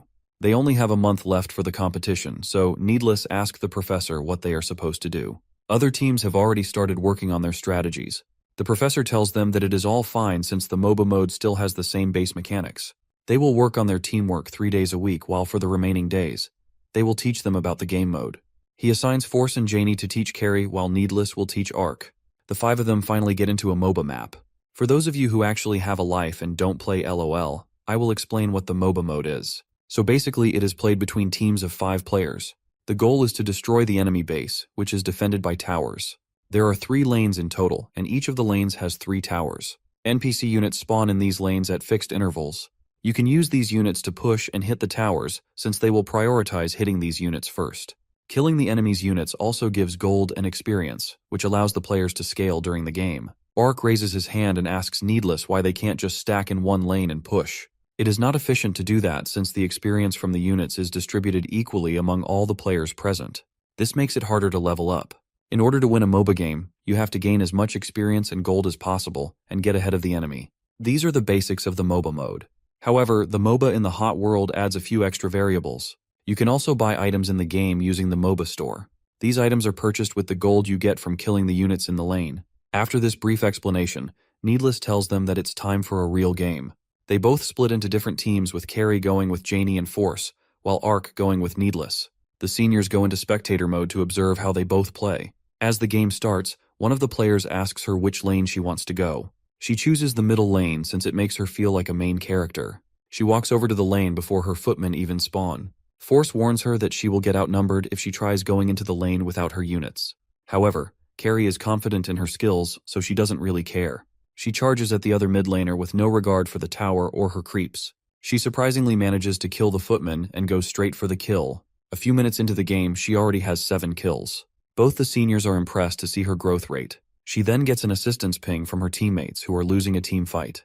The seniors tell her that her teammates will all die if she doesn't help them. Instead of going to help her team, she tells them that she has found a way to win this game. Since she has the highest amount of farms and items, she wants to push into the enemy base while they are busy fighting. Spoken like a typical mid player, Janie tries to stop her, but Force lets her go since he wants her to experience it by herself. As Carrie goes in to hit the tower, the enemy hero uses a spell on the footmen and kills them. The tower now shifts its target on her. Even though she has good items, she can't tank the tower's attack by herself and has to retreat. The second reason why she can't push is because it is a team game and the enemy can simply bring in more heroes to defend. What is my man anti-mage doing here? Carrie doesn't respect their numbers and thinks that she can still defeat them. However, she forgets the last reason why she can't go alone. And that is because in MOBA there are certain spells that you can't evade. The seniors know that this will act as a good lesson for her. They guess that things will be going similarly for Ark as well. As we move into the other game, we see Needless staring at Ark in disbelief as my boy is standing among a bunch of bodies. He wonders if Ark is secretly a genius. Just like Carrie, the protagonist also went to the middle lane. He starts analyzing the mechanics and realizes that they are no different from RPG mode. Moreover, everyone starts are level 1 and can change their skills and item trees every round, allowing them to take a different approach in each game. As he is selecting his skill, an enemy player charges at him. She tries to hit him with her normal attacks, but he freezes her using his spell. He realizes that he should probably level up his skills based on the map. Since he has only been practicing with the students from the academy, he has no problem going against players in a public lobby. My man literally bonks the enemy mid laner with his stick. Needless to say, he is a lot better than an average player in every field. However, his playstyle is a lot dirtier compared to his in real life. He wonders if this is his real personality. He still doesn't understand what his specialty is since his performance in the soccer match was not really good. He wants to find out why the professor chose him as a recommended student. In MOBA games, there is a boss on the map. If you kill the boss, it grants your team buffs that can help you push and destroy their base. Therefore, it can help teams to increase their lead or to turn a game around in their own favor. The boss is hard to kill alone, so players need to gather up to defeat it. This causes a lot of teamfights outside the boss's nest. As all the players gather to fight, Ark seems a bit too excited. This is his first time in a teamfight or playing at a party. Needless wonders what he will do in a teamfight since his opponent was pretty weak in the lane. He notices a player with 2 completed items at this point in the game. This guy is probably at a higher skill level than all the other players, which means that he is smurfing in a public lobby. It basically works by purposefully decreasing your rank by making a new account, or using a friend's account to play against weaker players. As the smurf is busy bullying other players, he gets hit by a skill shot from Ark. A skill shot is a spell that doesn't have a fixed target, so you need to aim it well in order for it to hit. The player is impressed that someone has the skill to hit such a spell from that distance. This makes him change his target and he goes for the protagonist. Ark is playing as a mage, which means that he is not very good at close combat on the other hand. The smurf has a fighter class that is proficient in close combat. Before the guy can hit him, he blinks away and dodges his attack. The man knows that he can't use his blink spell again due to its cooldown, so he starts chasing after him. Before he can hit him, he is stunned by Ark's tanker. The tanker tells him that he is the one who got in his way. Before the fighter guy has any chance to react, he gets blasted in the face with a spell from Ark, who says that it was all according to his plan. Needless to watch is in shock as he realizes that Ark used his blink spell to get into a Poseidon where his tanker could help him. As a result, he was saved by the tanker who only came here to get healed. The most important aspect of playing a mage is getting a good position during a team fight. They may use their tanker or the terrain to their advantage and hit all of their spells from a safe distance. He wonders if this was just a coincidence, or if Ark really thought that far ahead, despite this being his first game of MOBA. Ever since he was a child, he didn't like crowds. He was an introvert who got nervous when surrounded by other people. He was afraid of their judgment. However, he had to become stronger after his father went missing. He did not want his sick mother to worry about him, so he decided to face his fears head-on. After facing his fears, he realized that they were nothing like he thought. All his nervousness went away, and from that day he made a habit to read the gazes and actions of people around him. In other words, he got really good at reading the room. This habit of his became one of his talents in the MOBA game. He could predict what the players were thinking. Ark purposefully ignores the enemy carry who is trying to attack him and gets him into a position in front of his other teammates. This allows him to line up his enemies and hit all of them with his ultimate spell. Needless is speechless upon witnessing this level of gameplay and wonders if Ark has been a genius all along. After their training matches, the group meets again to discuss the results. Needless to say, everyone what happened during the match. RK tries to act humble and says that he thought it was normal. He only ever played solo mode, so he never realized that he had talent in team games. This makes him happy as he realizes that he has finally found something that he is good at other than his synchro rate. His specialty seems to be finding the best position to hit all of his spells in a team fight. He starts thinking of a name for his technique, but before he can say it out loud, Force tells them that it's called reading the room. Ark is definitely not satisfied with this name as it sounds too lame. He had taken so long to find this talent, they just called it people reading. Still, he was finally happy that he wasn't holding his teammates back anymore. Force asks Needless if he is sure about the positions. He tells him that he is certain after watching both of them play. The positions refer to the different lanes where players are assigned. For example, the mid position goes to the player who plays in the middle lane. Carrie is confident that she will get the mid position since it plays a critical role in the game. Her name is literally Carrie, and she wants to go mid. To her surprise, Needless prefers Ark for the mid role and tells her that she should just go bot. This makes her mad since she wants to be the main character of the team. The next morning, the protagonist wakes up early to run with Force. He requested him to train with him since he wants to improve his physical skills as well. He says that he didn't claim to become the ace without fulfilling his resolution. After the tournament begins, Noah's daily training routine also becomes a lot tougher. After his training session with Force, he would log into the game and practice in the MOBA mode. He will then watch the replays with Needless and get feedback on improving his gameplay. The rest of his time, he spent it dueling with Carrie, who left no chance to beat the crap out of him. There was no time to rest in his schedule, but with his newfound talent, he enjoyed every second of becoming stronger. The professor finally calls them and informs them that it is time for their first 5v5 game. Unlike their games in the public lobby, it is crucial to communicate with your teammates in a tournament game. Players can communicate using signals in the game. As the professor discusses the position, Carrie loses it and asks why she is not the mid laner. She argues that she is better than Ark in terms of physical combat and other qualities, so she should be the one playing in the middle lane. Needless to explain to her, her role is a carry who plays in the bottom lane. Unlike the mid player who needs to be strong from the start, a carry becomes stronger as the game progresses. This means that they are the ones who decide the flow of the game later on. Hearing this, Carrie changes her mind and agrees to play in the bot lane. Their match finally starts. Ark feels confident in the mid lane as he has gotten used to the planning phase at this point. He thinks that they have a pretty decent chance of winning the tournament if he can keep playing like this. He immediately catches the enemy mid laner with one of his spells and tries to finish her off. However, the enemy jungler jumps in to help her at the last moment. Ark was so focused on the lane that he forgot about their jungle. He believes that he is going to die. Needless jumps in front of him and protects him from the two players. He tells him that he gave him a signal when the enemy jungle started running to his lane. However, he didn't check his map, so he caught him by surprise. As Ark gets more and more familiar with the game, he realizes just how amazing his seniors are. Each of them serves a crucial role in the game. The first one is Force, who is their tank. His job is to face multiple enemies in his lane and survive. He is the one who has to tank all the spells and damage the enemy. Then they have Janie, who plays the support role. Her job is to help Carrie reach her potential by supporting her in the lane. She heals her when she is low and saves her from ganks by other learners. Finally, they have to know who is their jungle. He farms his gold and experience by hunting the monsters in the jungle. His job is to roam around the map while assisting other lanes. He works as the commander center of the team and strategically leads them in all parts of the game. He blocks the enemy jungler's attack and signals Arc to use his spell. He immediately does as instructed and gets a kill. After helping the mid lane, Needless heads over to a different lane. Before leaving, he tells the protagonist that he will be getting more feedback after the game. Arc truly believes that they can win the tournament with their current team. As they are discussing their match while watching the replay, Assistant Kim walks into the room and informs them that the matches have been announced.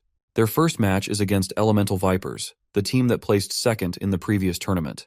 Kim tells them that they are a good way for them to show themselves to the world. Their entire match will be broadcast to the entire world. After hearing the name of the team, Carrie immediately gets aggressive and suggests that they should go and teach those guys a lesson. Kim tells her to calm down since things are going to be different this year. He reveals that the team didn't play fair due to their captain, but he graduated last year, so they will probably have a new captain.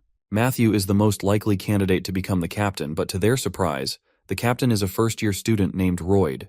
Is he the guy who tried to team up and take down King? Everyone in the Elemental Vipers team is upset at this decision, especially Matthew. He can't believe that they let a first-year student become the captain. Royd sits on his chair like a king and reads about the team that they are going to face in the tournament match. He is excited to learn that it's the team with the guy who managed to win against King. Kim takes Carrie and Arc to his room to give them some uniforms for their team. They are surprised to see so many things scattered around his room. As Arc is looking around, he notices a brand new robot body placed on one of the shelves. He asks the assistant if the robot works, and he tells him that he just needs to put an AI inside it.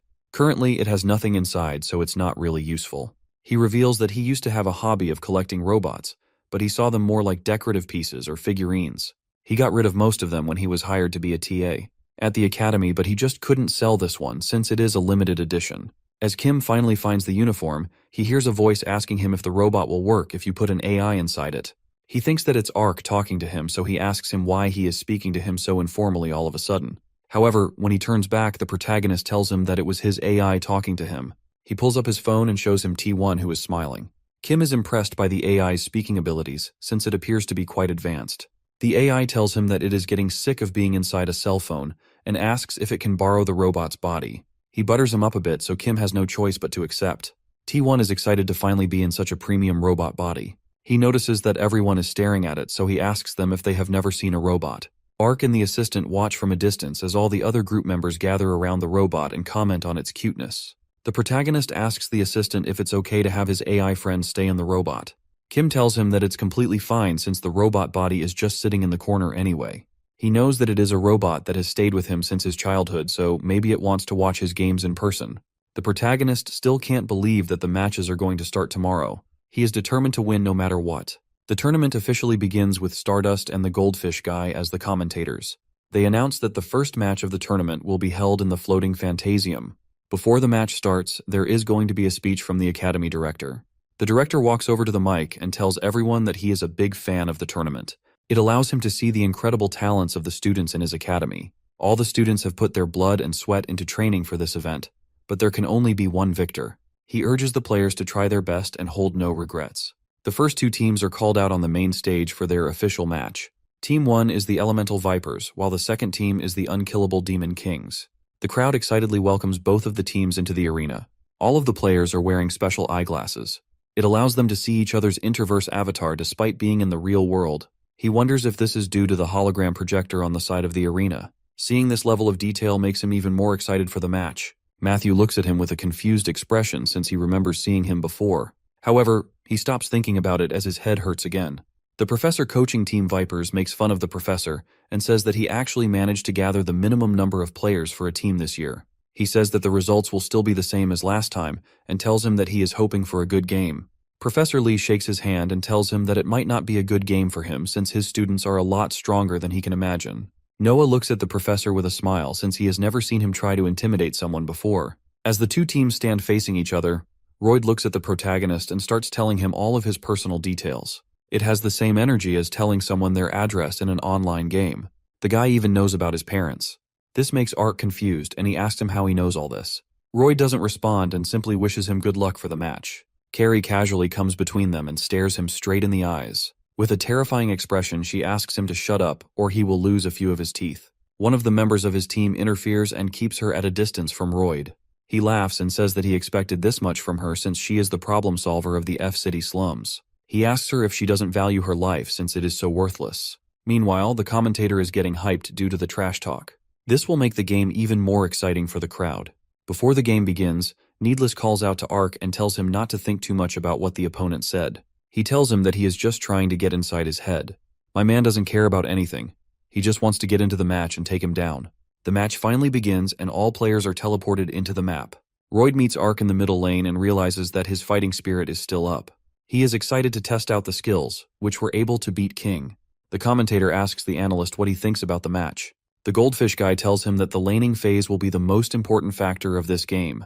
Team UDK seems to have a favorable matchup when it comes to the jobs, but Team EV has better late-game scaling.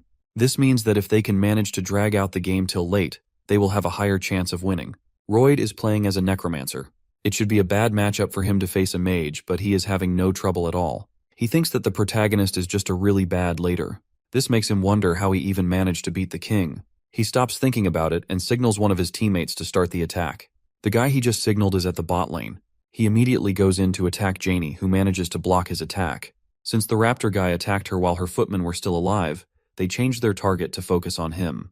This causes the raptor to take a lot of damage. He is now low on energy and has to go back to base to regenerate. One of Ark's teammates informs him that they have spotted the enemy jungler on the upper side of the map, so he should be careful for a gank. There is a mechanism in MOBA where you can't see your opponent up to a certain distance.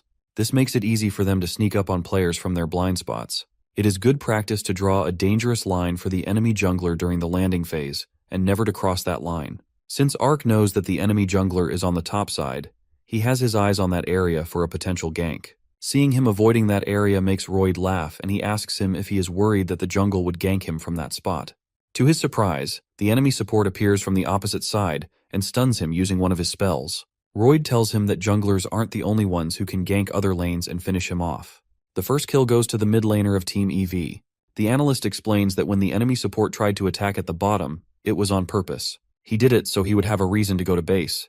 Team UDK thought that he was going to come back to his lane, but instead, he went to gank mid. While awaiting his respawn, Ark wonders if the enemy team was aiming for that gank from the start.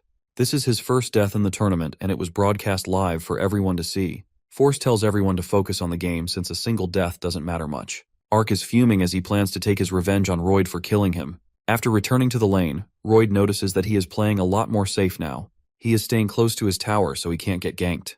This makes him believe that he is a newbie at the game. The core aspect of learning is taking control. If you can clear out the enemy footmen before them, you can leave your lane and gank somewhere else. Since your footmen are pushing into the enemy tower, the other mid laner has no choice but to stay in lane and clear them off. When the mid layer disappears from the lane, he is either going to roam or enter the enemy jungle with his own jungle. When that happens, the tanker has to stay alert for potential ganks and play safe.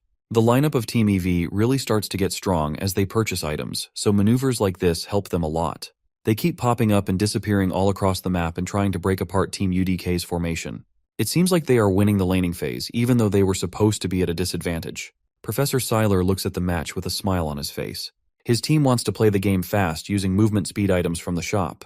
It allows them to quickly get around the map and slowly suffocate the enemy team. While farming in the jungle, Needless notifies his team that he is going into the enemy jungle to bait them into a fight. The enemy team has movement speed items and they can quickly farm around the map. If they continue playing at their pace, the game will be over for them. Needless to say, they bait out a fight since they have higher levels and better items than the other team. He informs Force and Ark to stay in a position where they can quickly reach out to help him. The results of this fight will determine the outcome of the game. However, Royd has already figured out their plan. He gets a message from his teammate that the enemy jungler has entered their jungle. Royd knows that he wants to bait out a fight, so he asks the guy to carry out Plan C4. Instead of contesting the enemy in their jungle, they want to join the two players in the bottom lane and gank by creating a 4v2 dynamic. As the enemy mid laner and jungler try to attack Carrie and Janie, they are expecting it to be an easy 2 kills. However, the jungle immediately gets blasted with an ice shard. Royd looks in the distance and notices Ark standing near his tower. He can't believe that he was able to read his gank.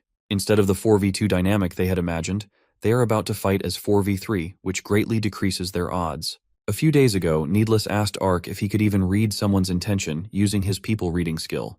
The protagonist reminds him that it is not a superpower, and he can't do anything crazy like that. He mentions that he can somewhat read the direction of someone's gaze.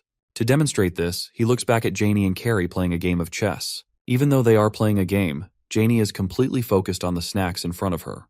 This probably means that she wants to eat them. Even I could have guessed that much from the way she was staring at those snacks. Needless doesn't believe his deduction, so he goes in to check for himself.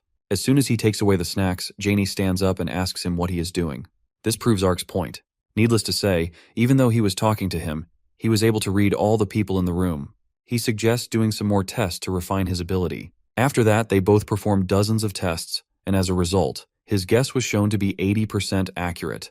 While in the mid lane, he kept his eyes on Royd, who looked in both directions before disappearing from the lane. As soon as Needless entered their jungle, his eyes went in the bottom direction the most, which allowed Ark to guess that he was going both. He is excited to realize that he correctly read their gank. Even though it's still a 4v3, Team UDK is under their tower, which puts them at an advantage. Royd orders his teammates to ignore the tower and take out their carry quickly. One of the players uses a root spell on Carrie, which prevents her from moving. Another player shoots an arrow towards her while the raptor runs at her with his hammer. Before all of these spells can hit her, Janie steps forward and tanks them all. She loses most of her HP but manages to save her damage dealer. With their spells wasted, Carrie rushes towards the enemy players despite being a ranged attacker. She starts kicking them in melee range. Even the enemy is confused since she is supposed to fight while keeping her distance, however.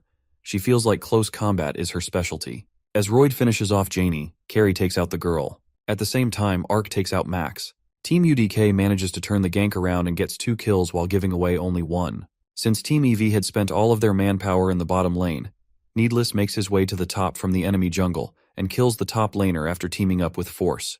That small play from Ark turns into a massive lead for Team UDK.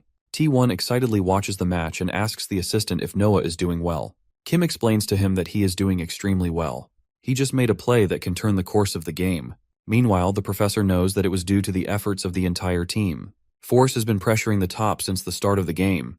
If he hadn't held out on his own, the game could have gone in a different direction. Janie has also been making incredible saves at crucial moments. It is also Needless who had orchestrated this entire situation by walking into the enemy jungle. He is the one planning all of their moves and calculating the moves of their enemy.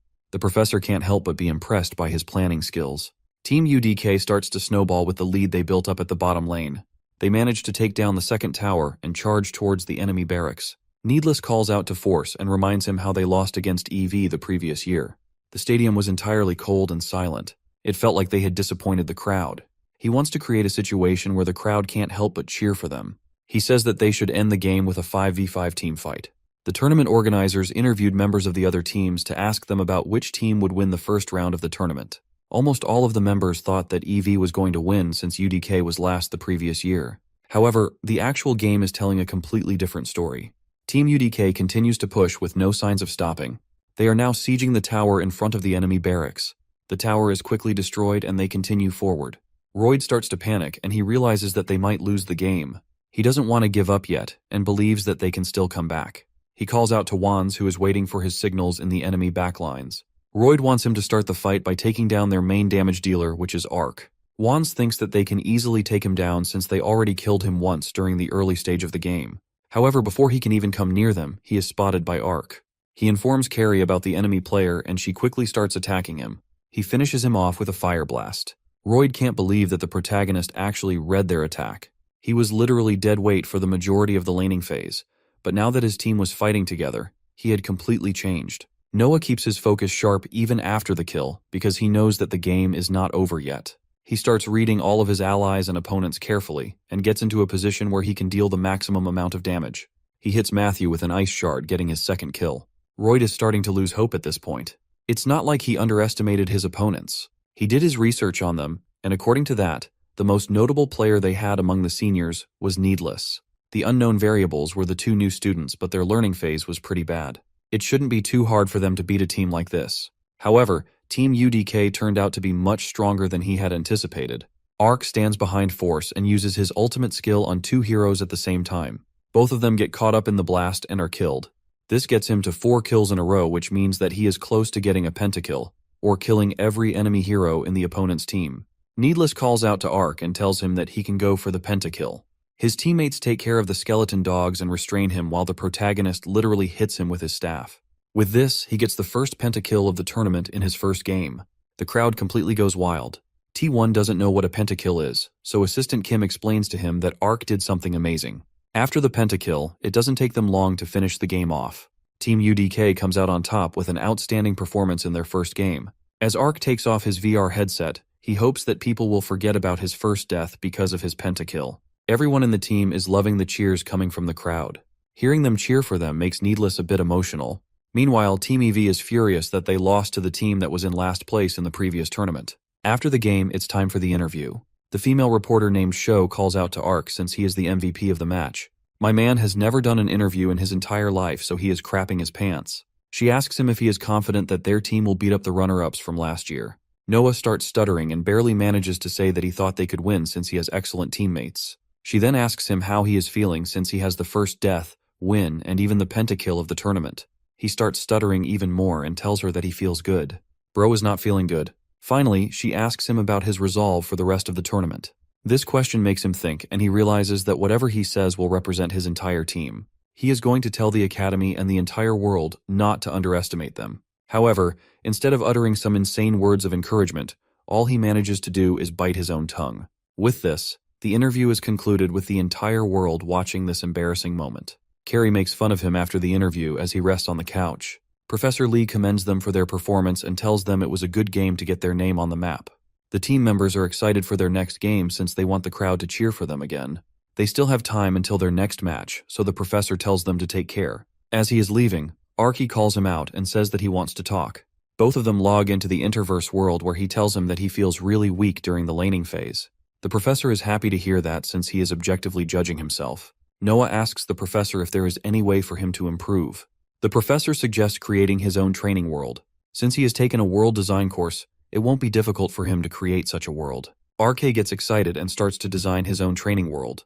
However, instead of a normal map, he creates a different version of the map with things going all over the place. Bro literally spammed guardians all over the place because he thought that beating them would make him better in the lane. Seeing this, the professor starts to get worried about the Academy's world design course. He explains to Ark that he first needs a theme for his world. In their case, they want to practice one lane so they can download the hot world source from the Interverse shop and cut out all other lanes from the source. Moreover, he only needs the first tower since he is practicing landing. He can also adjust the win condition to destroy the tower or get the first kill. After the world has been designed, Ark asks him about his opponent since he still needs to face someone in the lane. The professor tells him that he has data on all the players so he can use it to create a dummy opponent. Among the players, there is one player labeled as unknown. Ark gets curious about this player and asks the professor who he is. Professor Lee tells him that the player's name disappeared from the data since it is too old, and he doesn't even remember who he is. This unknown player has sparked his interest, so he asks him if he can lane against him first. The professor hesitates but eventually allows him to do what he wants. Noah starts the training and realizes that the lane looks just like the actual mid lane. He wants to defeat this unknown data quickly, so he can move on to other opponents. As he looks back towards his footman for a second, the dummy approaches him without giving him warning. This catches Ark by surprise since he didn't expect to get attacked this early. Moreover, his opponent is just outside the tower's attack range, which means that he won't take any aggro. The guy backs off as soon as the footmen start approaching. Meanwhile, the professor sits in his chair and thinks how childish it was for him to give the protagonist permission to use that data. He did it because he was provoked when he said that he could beat the data in one day.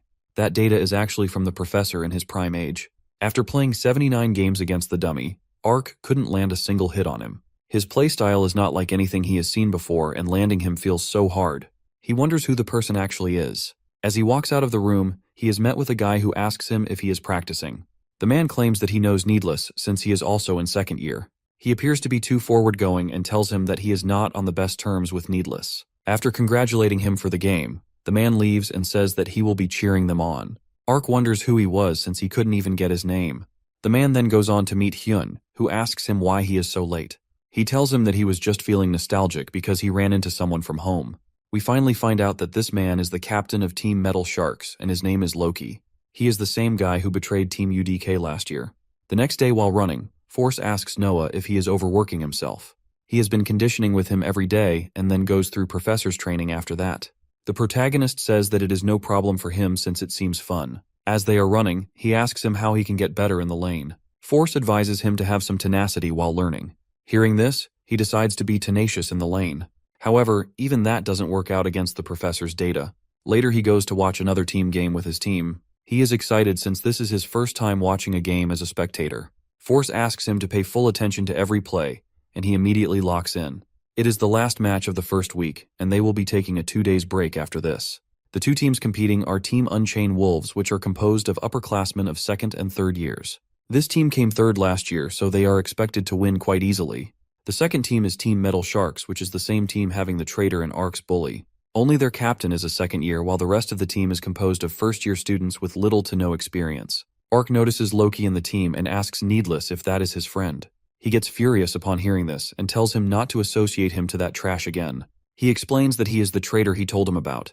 Loki talks to his team before the match and assures them that there is nothing to be nervous about. They will simply play as they have trained and not make any mistakes. Hyun is acting a bit strange before the match, and it seems like something is not right. As the match begins, Ark notices that Hyun is their mid laner. Needless asks him if he knows the guy and tells him that he is a delinquent who went to his school. Hearing this, Carrie smiles and asks him if he bullied him since she wants to teach him a lesson. Noah reveals that he beat him up before he even started training, so it's nothing special. Needless looks at his opponent and feels bad for him since he has to lane against Nell, who is the top 3 mid laners in the academy. Nell wasn't expecting much from a team who placed 9th last year, but he was surprised to see a newbie in front of him in the middle lane. Noah starts to sweat as he witnesses the skill of the top 3 mid player. He tries to calm himself and says that he just needs to follow what Loki told him. In the next moment, he notices Nell charging at him with his sword since he wants to get a solo kill. At the same time, Loki smiles and says that he will prove to Needless that they were wrong. Hyun instantly gets an upgrade and starts moving like a pro. He counters Nell and manages to land an attack on him. None of his techniques seem to work as Hyun dodges all of them. Needless can't believe that the top mid laner is being pushed back in a 1v1 fight. Even Ark is in disbelief since he has fought him before, and it's not possible for someone to improve this much in such a short amount of time. Hyun finally slashes through the enemy mid laner and gets the first kill. Everyone was expecting him to die, but he turned it around and killed the top mid laner instead. However, this isn't the only lane they are winning. It seems like all other lanes are going the same way. As Team MS continues their way to victory, we see Hyun wearing a suspicious-looking chip in his neck. The crowd goes wild as the underdog team manages to win in an overwhelming fashion. The week passes and it's time for UDK's second round. Carrie is going all in this time as she is kicking her enemies in the face. Needless yells at her and tells her to play seriously. After witnessing Team Metal Shark's victory last week, Team UDK has overcome an unseen anxiety. Needless especially was being affected the most. He didn't want to lose against the guy who betrayed their team. They easily won their match against the Team Dire Buffaloes. The next match was White Owls versus Team EV. Royd is excited for the match since he will finally get to face King. However, he is surprised to see him absent from his team. The team captain asks him if he is looking for their team's newest member. Even without King, they defeat Team EV badly and say that he is just a substitute on their team. The next match is Team Unchained Wolves versus Team Victory Unicorns, which Team UW wins. After that, Team HB loses to Team Colorful Mermaids, which is the team Han is in. Metal Sharks also win their next game in an overwhelming manner. During the second week, the top 3 teams are Team White Albiels, Team Metal Sharks, and Team UDK. All of these teams have the same score, and they are tied for the first place. It is now time for UDK to face against the Metal Sharks. Needless informs them about their next match, and Ark realizes that he is going to face Hyun. Carrie jokingly tells Needless that he appears to be lost in thought while thinking about the traitor. She tells him that she doesn't really care about him since she has never met him. All she cares about is winning the game. If they win in the end, they each will get to achieve what they want. Needless looks away and claims that he wasn't thinking about him. Ark meets with his friend Han at the dormitory. The two of them talk about their next matches. As they are talking, Hyun walks in and asks Ark to step away from the vending machine if is done. Noah gets a bit scared seeing him, but he then realizes that he has already beaten him once, so he should not be worried. He tells him that he seems to have improved, but he still won't be able to beat his pentakill. After that, he offers to shake hands with him, but Hyun ignores him and walks away. He goes to talk to Loki and asks him if he cannot use it in their match against UDK. The guy asks him if he is scared of using the helper. I knew that Chip was doing something. He says that there is nothing to be afraid of since there is no chance of them getting caught. It will help them win all of their games. The chip implanted in his body won't get caught as long as he keeps quiet about it. Hyun thinks about Ark and says that he just wants to beat someone in a fair fight. Hearing this, Loki stands up and asks him if he really thinks that he can beat Team UDK without using the helper since their team is pretty strong. He tells him that he came this far thanks to the helper and not his own skills. The reason he chose freshmen for his team was so they won't talk and do everything he said. Hyun doesn't like it one bit since the guy literally undermined his skills. As Loki walks away, He wonders why Hyun is still obsessed with that kid from school. Coincidentally, he comes across Needless and tries to chat with him but gets completely ignored. As he passes by, he tells him that he will prove him wrong in the next game. Loki looks back and thinks to himself that everyone is stuck in their past. The two of them have been friends ever since they were kids. The team looks at Needless with a shocked expression as he looks like he hasn't slept all night. He shows them the info he has gathered on the playstyle of all the players in Team Metal Sharks and asks them to check it out. Force realizes that he has covered literally every aspect of each player. The entire team is impressed by his dedication. Meanwhile, Needless is wondering if he is doing a bit too much. He thought he was over Loki, but when he saw him again, his emotions started acting up again. He knows that he should only think about winning and nothing else. He can't win the game alone. He needs everyone to combine their strengths and work together. Ark looks at him and notices that he is quite stressed. However, he is also excited since he has all that data about Hyun, which he can study and use to beat him again. He goes into the custom training world to train with the professor's data again. Like always, he is no match for the data, but it is helping him learn the areas where he is lacking. The thing he needs to work on most is his timing. The professor's data uses timing to its advantage. Ark thinks to himself that he needs to continue fighting this unknown dummy until he can get his timing right. After his training, he goes back to the professor and tells him that he has played 712 matches against the dummy, but hasn't won a single one yet. The professor is impressed by the amount of effort he is putting into training. Noah tries to ask him about the data, but he tells him that he doesn't know since it's pretty old. He is also somewhat relieved that his data is won since his competitive spirit is still alive. As the professor is thinking, Ark excitedly tells him that he gained something from all that training. He successfully managed to land a one-sided attack on the dummy. He thinks that he might be able to win if he can just train a little more. Hearing this, the professor starts to laugh. He had found Ark's real weapon. It's now the third week of the tournament, and the match between UDK and Team MS is about to begin. The crowd is excited for this match since both of the teams were in last place the previous year. However, this year they are both leading. Everyone is wondering which team will record their first loss of the tournament. Loki looks at Needless with a smile, but my man is completely locked in. The head coach of Team MS, Professor Lilia, arrives to greet Professor Lee and wishes him good luck for the match. Before the match starts, Loki calls out to Hyun or Nightmare and asks him if he understood what he told him the previous day. He thinks for a second and says that he understood. As soon as the match begins, Needless lets out a sigh.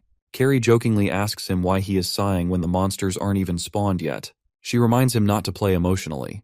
He tells her that she can't lecture him since she is the one who is getting angry all the time. Carrie looks at the two opponents in her lane and tells Janie to finish them off quickly. She wants to dominate the lane in this match. However, things go in the opposite direction, and instead of dominating, they both get destroyed by the enemy laners. She can't believe she lost to such players in a match of mechanics. Loki had instructed all of his team to use the helper from the start of the game. He wants to completely dominate Team UDK in this match. Even Force can't hold off against his opponent and dies solo. It seems like all of the lanes are crumbling for Team UDK. Needless starts to worry and asks his teammates what is going on. There is complete chaos across the entire map, and it seems like Team Metal Sharks is building an insurmountable gap. The commentator suddenly pauses as he notices something. Even though UDK is losing on the top and bottom lanes, the middle lane is still equal. Both Ark and Nightmare seem to be fighting equally. Loki gets furious as he realizes that Hyun is probably not using the helper. The mid lane is still a ray of hope for Team UDK. Hyun could never accept the words of his team captain. He thinks that he can defeat Ark without using the helper. He has thoroughly analyzed his playstyle and knows that he is weak during the learning phase. He is planning on using that to his own advantage and beating him. All he needs to be careful of is his synchro rate. His plan to become a professional gamer went to ruin after he lost to him. Nightmare wants to defeat him here and take revenge for the shame he gave him. Upon noticing that his mid laner is fighting on his own, Loki starts running toward the mid lane. He is going to take care of things by himself. As he is running, he gets spotted by Needless, who immediately ambushes him. He guessed that he was probably going to the mid lane since all the other lanes were winning for them. Needless stands in his way and says that he won't let him go anywhere. Assistant Kim stands up as he witnesses this. The two of them were ranked 1 and 2 respectively, and they knew each other before they even got into the academy. Hearing this, T1 asks him who was the rank 1, and the assistant reveals that it was Needless. As the two continue to fight, he manages to disarm Loki and throw his weapon away. Loki smiles and says that he is still as merciless as usual since he would always lose to him when they played video games. He realizes that this must be how the Nightmare feels towards the protagonist. Loki decides to play with him for a bit. He puts his hand forward and calls out his blade back to him. The blade slashes Needless in the face as it returns. Loki immediately charges towards him while he is distracted, but he manages to block the attack. He says that he sometimes remembers the good old days when they used to look for broken game consoles and fix them to play games. They both dreamt of becoming a pro player, and these were their only good memories from their hellish life in that city. Needless to tell him that he was the one who destroyed those memories since he left the team. Loki says that he must have never agreed to it even if he told him that's why he never mentioned it. Needless manages to stab him in the shoulder as they continue to fight. He says that even if he was against it, he should have told him since they were friends. They both could have aimed to win in the same team, but he chose to betray the professor. With blood coming out of his mouth, Loki tells him that he is quite strong and asks if he is purposefully not killing him so he can talk to him. His expression suddenly changes as he activates the helper, and he mentions that you have to actively look for opportunities in your life. With this, he instantly slashes one of his arms off. Needless did not even get time to react. With one of his arms gone, he tries to kick him, but the helper allows him to block his every move. He keeps switching between different stances and showcases elite martial arts skills. Needless has no chance to go against him when he is using the helper. Loki brutally destroys him. This game is just a way for him to accomplish his actual goal. He is willing to throw everything away for that to come true. Before finishing him off, he says that they can't go back to the good old days when they enjoyed playing games together. We go into a flashback where Loki is talking to Professor Lilia during the testing of the helper chip. He asks her if he can get caught using it. She explains that he won't get caught since the chip never interferes with the VR's actual program. It is designed to be impactful even before the player's brainwaves can reach the innerverse. To the VR capsule, it appears just like regular brainwaves. They also have the input data of thousands of high-ranking players and fighters. It also has an AI that is capable of making decisions based on the situation. All of this combined makes the best gaming assistance tool. Loki asks her if she doesn't have a better name for the chip. Hearing this, she says that they should simply call it Helper. Using the assistant, Loki manages to kill Needless. It is time for him to clean up after his teammates. While he was fighting Needless, a separate brawl was going on in the middle lane. Nightmare notices that Arc is coming into range of one of his spells. He thinks that he is making a mistake since he is getting pressured and uses a spell to move behind him. As soon as he attacks him, Arc blinks away. He realizes that it is all a trap. Since he barely attacked him, the aggro from the footman has shifted to him. He also gets hit in the face with an energy ball from Arc. He tells him that he got caught in the same trap the last time, so it seems like he hasn't learned anything. This was one of the traps that the unknown used on him. After playing against him so many times, he has started to replicate his habits. He always thinks about what the unknown would do in a situation allowing him to play like the data.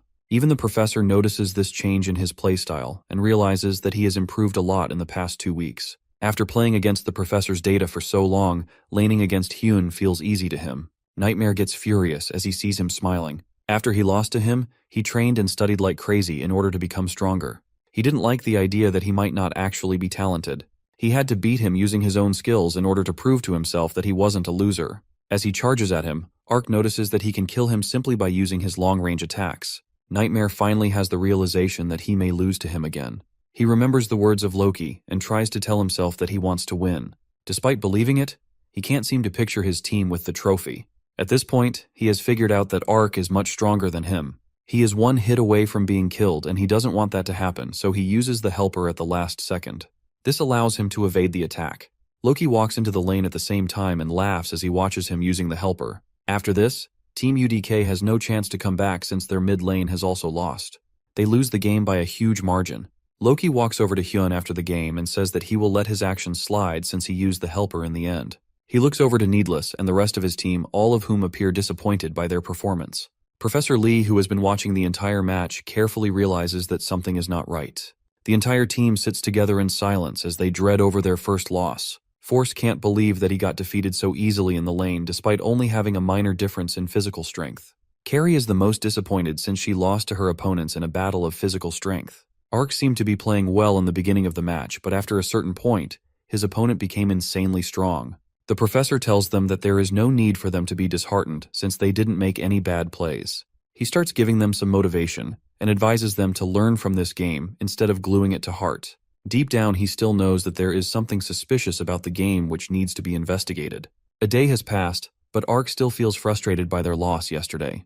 Needless was the one who was most affected since the enemy team had the person who betrayed them. He also didn't want to lose to his bully, so it made him mad. He thinks to himself that they are both tied now as the score is 1-1. Last time, he won against him pretty easily, but it wasn't the same this time since he couldn't use his synchro rate. He wonders if he will be able to use it again. After exercising, he goes back to his room to find Han playing the guitar. He tells him that he is pretty good, but soon realizes that bro is just sleeping. He wakes up as he hears his voice. Noah asks him if he can play the guitar. His friend explains that it was Professor Vazen's suggestion since it can help him improve his synchro rate. He is practicing to perform at the school's festival. There is going to be a festival at the end of the 5th week with holograms throughout the academy. It is the day when the academy and its mirror world join together. Ark finds it amazing that he can practice playing the guitar while being in a tournament. Han tells him that their vocalist won't be able to make it, so he needs to look for something else.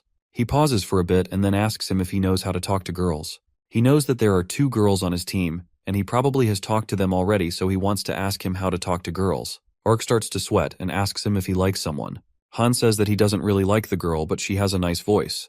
After losing the vocalist, he was worried about the concert, so he slept inside the academy's mirror world. While sleeping, he heard an angelic female voice which immediately woke him up. As he followed the voice, he saw a girl in the forest dancing and singing alone. He was shocked since her voice made him feel better. It was at that moment he realized that the girl could replace their vocalist in the concert. However, as he tried to recruit her, he told her that he wanted her. Hearing this, the girl got creeped out and ran away. My man out here scaring girls. He asks Ark for his help since he really wants her to be the vocalist. The 2 of them hop into the mirror world, but with so many people around, it is not easy to find her. Han uses his good sense of hearing to track her voice down and starts running towards him. The 2 of them finally find that girl as she is singing in the forest again. Ark immediately understands why Han is so interested in the girl. Her voice feels like it can heal someone. She suddenly looks back and notices the 2 of them awkwardly standing in front of her. She looks at Han and asks him why he keeps following and harassing him. Noah steps forward and explains to her that it is just a misunderstanding. The girl recognizes him since he is famous for the pentakill and being the first death in the tournament. She lights up and tells him that she is a big fan of Carrie. Hearing this, Ark doesn't want to talk to her anymore, so he asks Han to handle the rest. He apologizes for the last time and tells her that he is not very good at talking to people. He explains that he heard her singing and was deeply moved by her voice. He asks her if she would like to join his band as the lead vocalist and play in the festival. She asks him if she will be singing in front of the people in the academy. This makes her even more excited, and she immediately agrees. However, she has one strange condition. She doesn't want them to find her in real life. It's probably a Discord mod behind that avatar.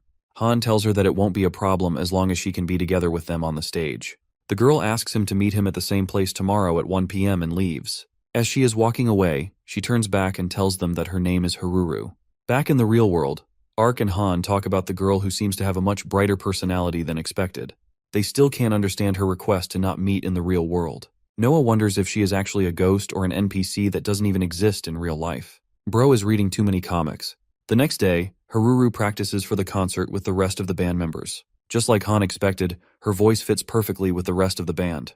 She seems joyful to be able to sign in the Innerverse. After training, one of Han's friends comes over to him and tells him that she has an amazing voice. His other friend goes over to her and tries to ask for her phone number, but she declines. After seeing him defeated, the second friend tries his luck and invites her to an after-party, but she declines him too. Han tells him that he also won't be coming to the party. Hearing this, both of his friends walk away in disappointment. After they are gone, Haruru calls him out and asks him if he wants to go for a walk.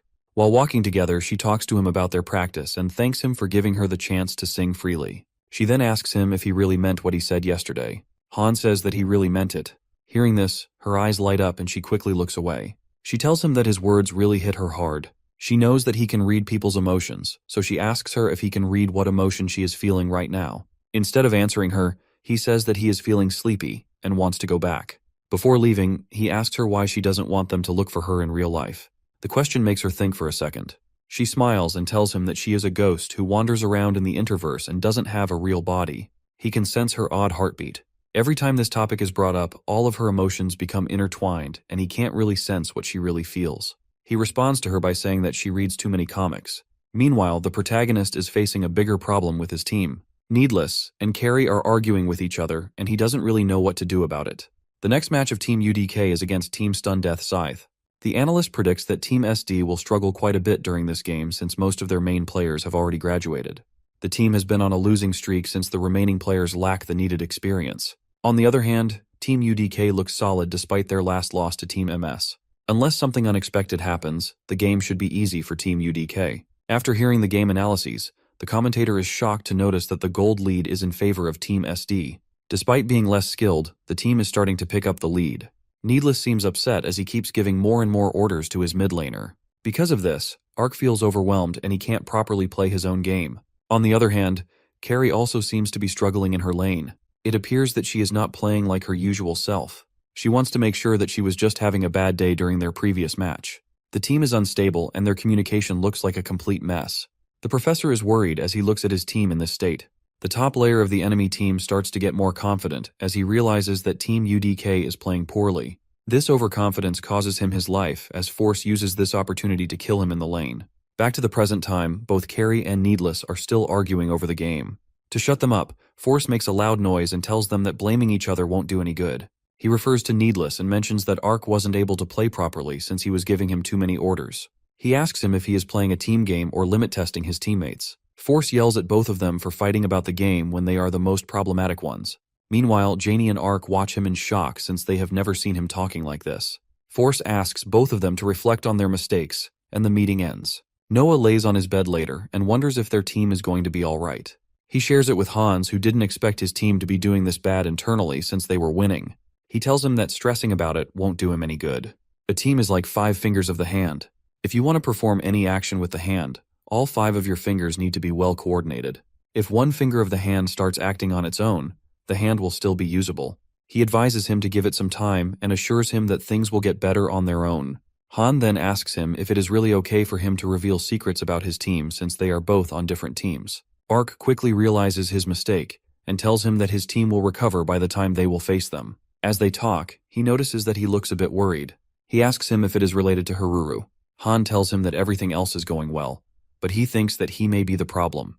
They had promised to not look for her in real life, but he was starting to get curious about her. At this moment, Ark realizes that my man has actually fallen for her. During this time, Carrie is busy practicing with drop monsters. She finishes them off with a tornado kick and remembers how she lost to some side characters in her match against the Metal Sharks. She doesn't want to accept that they have better control than her, because if she is not the best in control, then there is no reason for her to be in UDK. She is visibly stressed as she walks out of training. While walking out, she notices an ID on the ground. A girl is walking in front of her, so she assumes that it belongs to her. The girl turns back and is shocked to see her. She immediately starts typing on her phone and asks her if she is Carrie from Team UDK. After she confirms it, the girl gets excited and tells her that she is a huge fan. She even asks for an autograph. The two of them sit together on a nearby bench while the girl offers her a drink. She tells him that it is for returning her student ID. It appears that the girl can't talk, so she has to use her phone to communicate. Carrie feels awkward since this is the first time she has been approached by a fan. She asks the girl for her name since she is also in her first year. The girl smiles and tells her that her name is Haruru. After getting her name, Carrie pauses for a bit and asks her if she watched her last game. She is talking about the match that they lost, but the girl asks her to cheer up since they have more matches coming up. She asked her if it was embarrassing to watch her play since she was literally the worst in the game. Moreover, she also fought with her senior and caused problems for the team. The girl looks at her with a smile and says that this is the reason she became her fan. She mentions that she always faces her opponents without hesitation no matter how strong they are. Even though she fails sometimes, this is what makes her charming. The girl truly thinks that she is amazing and can't help but cheer her on. Hearing this makes Carrie feel a bit better, and she lets out a smile. The girl then asks her if they really need a ranged damage dealer in the bot lane since she thinks that a melee fighter would be better suited for her playstyle. This makes her think since there is no restriction on a melee fighter being the damage dealer. She thanks Haruru for her idea. Carrie is curious, so she asks her why she has been talking to her using her phone. The girl tells her that it is a secret, so she can't discuss it with anyone else. Meanwhile, Ark is confused as he sits across the table with Needless. He wonders why he called him to meet. Needless to look at him and apologize for the previous match. He admits that he was anxious, so he made many mistakes. Noah tells him that it's fine. He reveals that the mid laner of Team Metal Sharks is his bully from school. He was the son of a prominent family while he was an orphan. There was no way for him to win against him in real life, so he entered a tournament in the virtual world and defeated him there. He may have lost to him this time, but the results are still to come. With this loss, their scores are tied.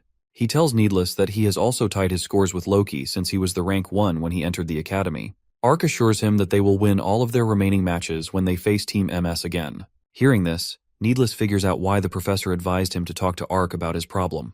He is impressed by his mindset. Noah suddenly looks at his watch and realizes that it's time for his training. He invites Needless to train with him.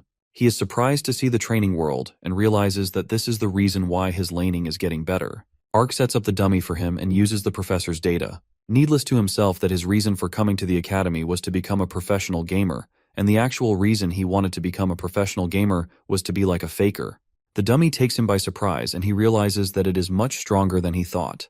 However, fighting it gives him a strange feeling. He asks Ark about the data for the dummy, and he reveals that the professor gave it to him. He does a few more practice rounds with the dummy and goes straight to the professor. He tells him that he knows the data in Ark's training dummy is from Faker, and asks him how he got his hands on it. He wants to know just how is his professor related to Faker. The professor asks him why he thinks that the dummy data is from Faker.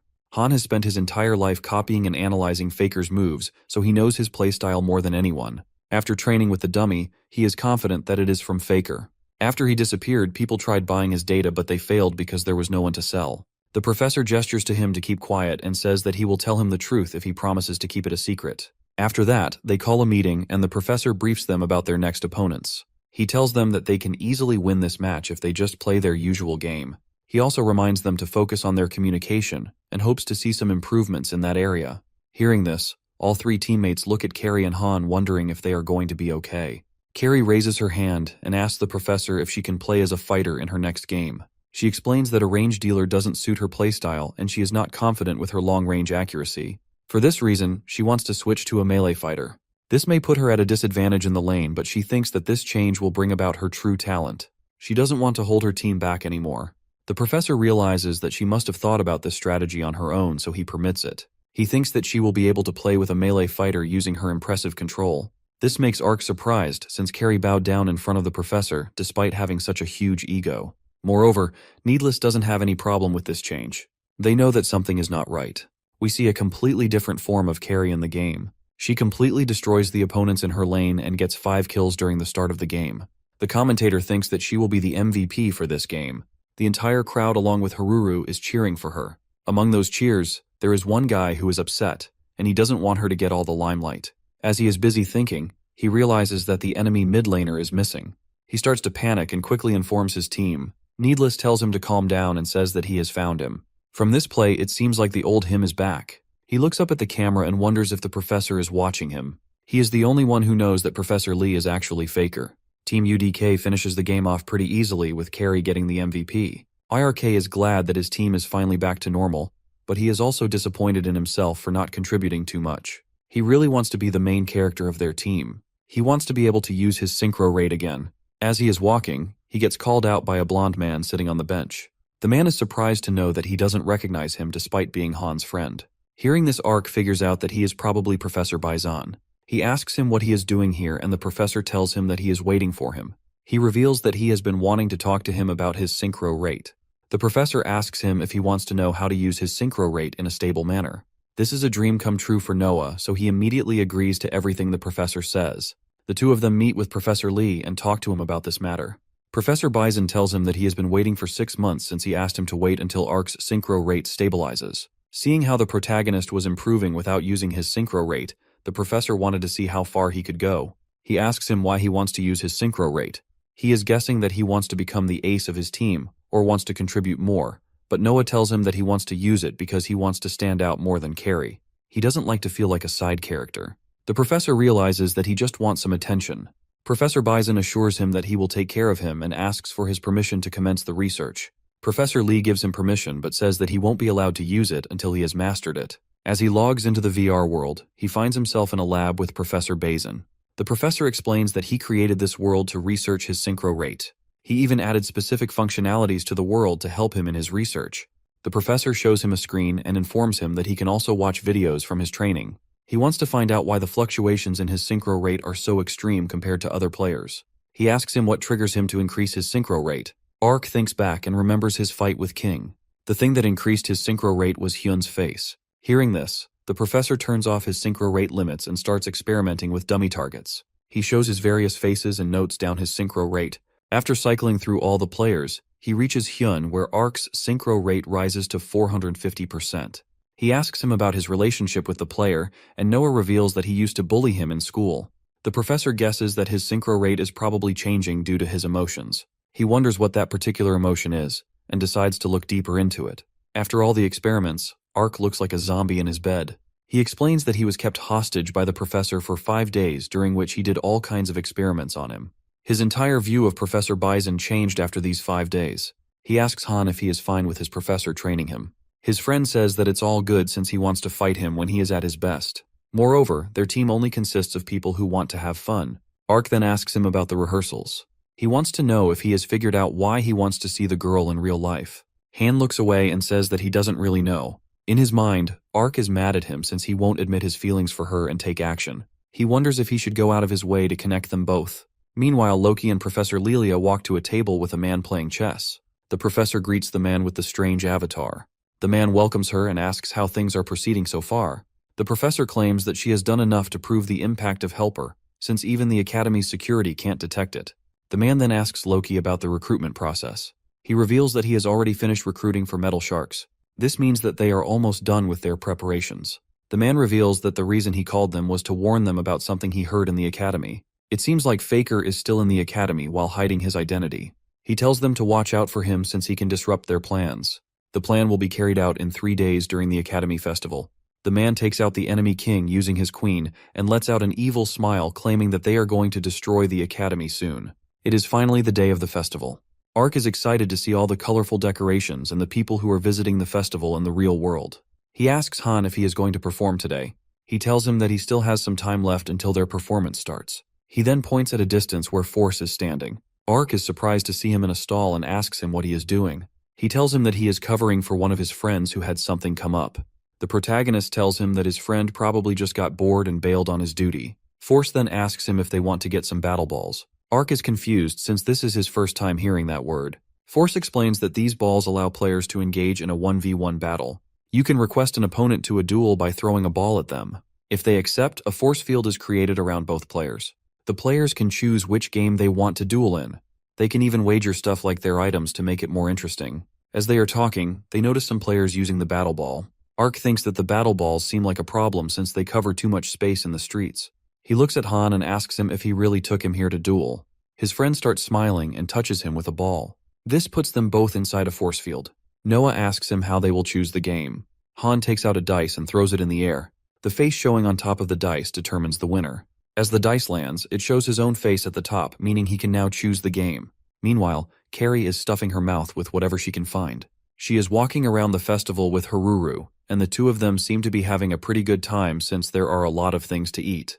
Carrie asks her if she is going to tell the truth to her friend in the band after the concert. She starts sweating and tells her that she is just too scared to say anything. She has aphasia, which is a disorder that affects a person's ability to speak. The doctors can't really find the exact reason for her disorder, but it might be from the traumatic shock she experienced in her childhood. She fears that she might disappoint him in real life because he only wants to meet her because of her voice. She thinks that it would be better for them to not meet in real life and stay like this. Carrie doesn't like this and tells her that she doesn't see much difference between the real her and how she is in the VR world. Moreover, if the guy is disappointed after meeting her, she will make sure to teach him a good lesson. This makes her smile and she tells him that she will try talking to him after the concert. At the same time, Han and Ark have finished dueling. As the force field opens, the protagonist is on the ground feeling exhausted. One of the spectators is impressed by Han since he managed to clear the highest level rhythm game with an SSS Plus grade. Meanwhile, Noah is mad at him since he purposefully chose the game he was good at. He demands a rematch, but Han refuses, telling him that he only gets one chance, and now they are tied in their scores. They will settle this score during their tournament match. After this, he heads out for the concert since it's about to start soon. The protagonist wishes him good luck and realizes that he is more competitive than he thought. Moments later, he notices Hyun walking past him in his mask. As he passes him, he makes sure to tell him that he will win against him next time. Hearing this, Hyun makes a worried expression and thinks to himself that there won't be a next time. Meanwhile, Haruru is getting late for her concert performance since she was so busy enjoying the festival. In a nearby alleyway, some players ask their leader if they can quit before they start doing any of this. He tells them that they are all on the same boat and they will all be in danger if their mission fails. Their prime target is the Academy's director. Just as they are discussing their plans, Haruru runs past them and accidentally hears their conversation. One of the men immediately stopped her and asked if she heard anything. Professor Seiler is bored out of his mind as he is appointed as the festival manager. Professor Lilia assures him that she is with him so he doesn't need to work too hard. She volunteered to work with him in managing the entire festival. As the two are talking, they notice a warning notification on the screen informing them of a conflict taking place.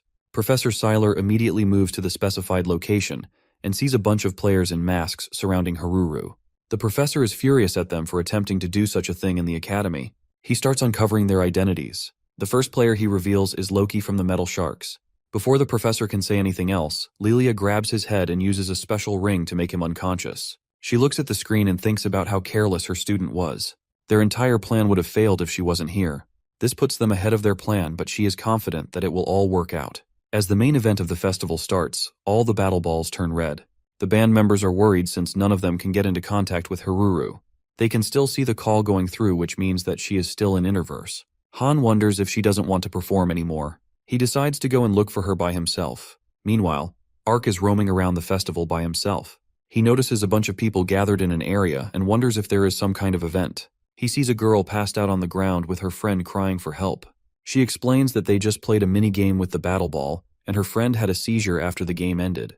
The players wonder if this is a bug in the Interverse. Some of them think that the girl is just doing some kind of street act. However, Ark can tell that something is definitely not right. Soon the players realize that they can't log out of Interverse either. As Ark is trying to figure out what is going on, he gets approached by a guy in a chicken mask who tries to touch him with a battle ball. At the same time, the academy director is being retrained to his chair in his flying castle. He tells Professor Lilia that he never expected her to do such a thing. She smiles and tells him that it was easy to get him into a checkmate. Moreover, the security of the academy is also pretty bad.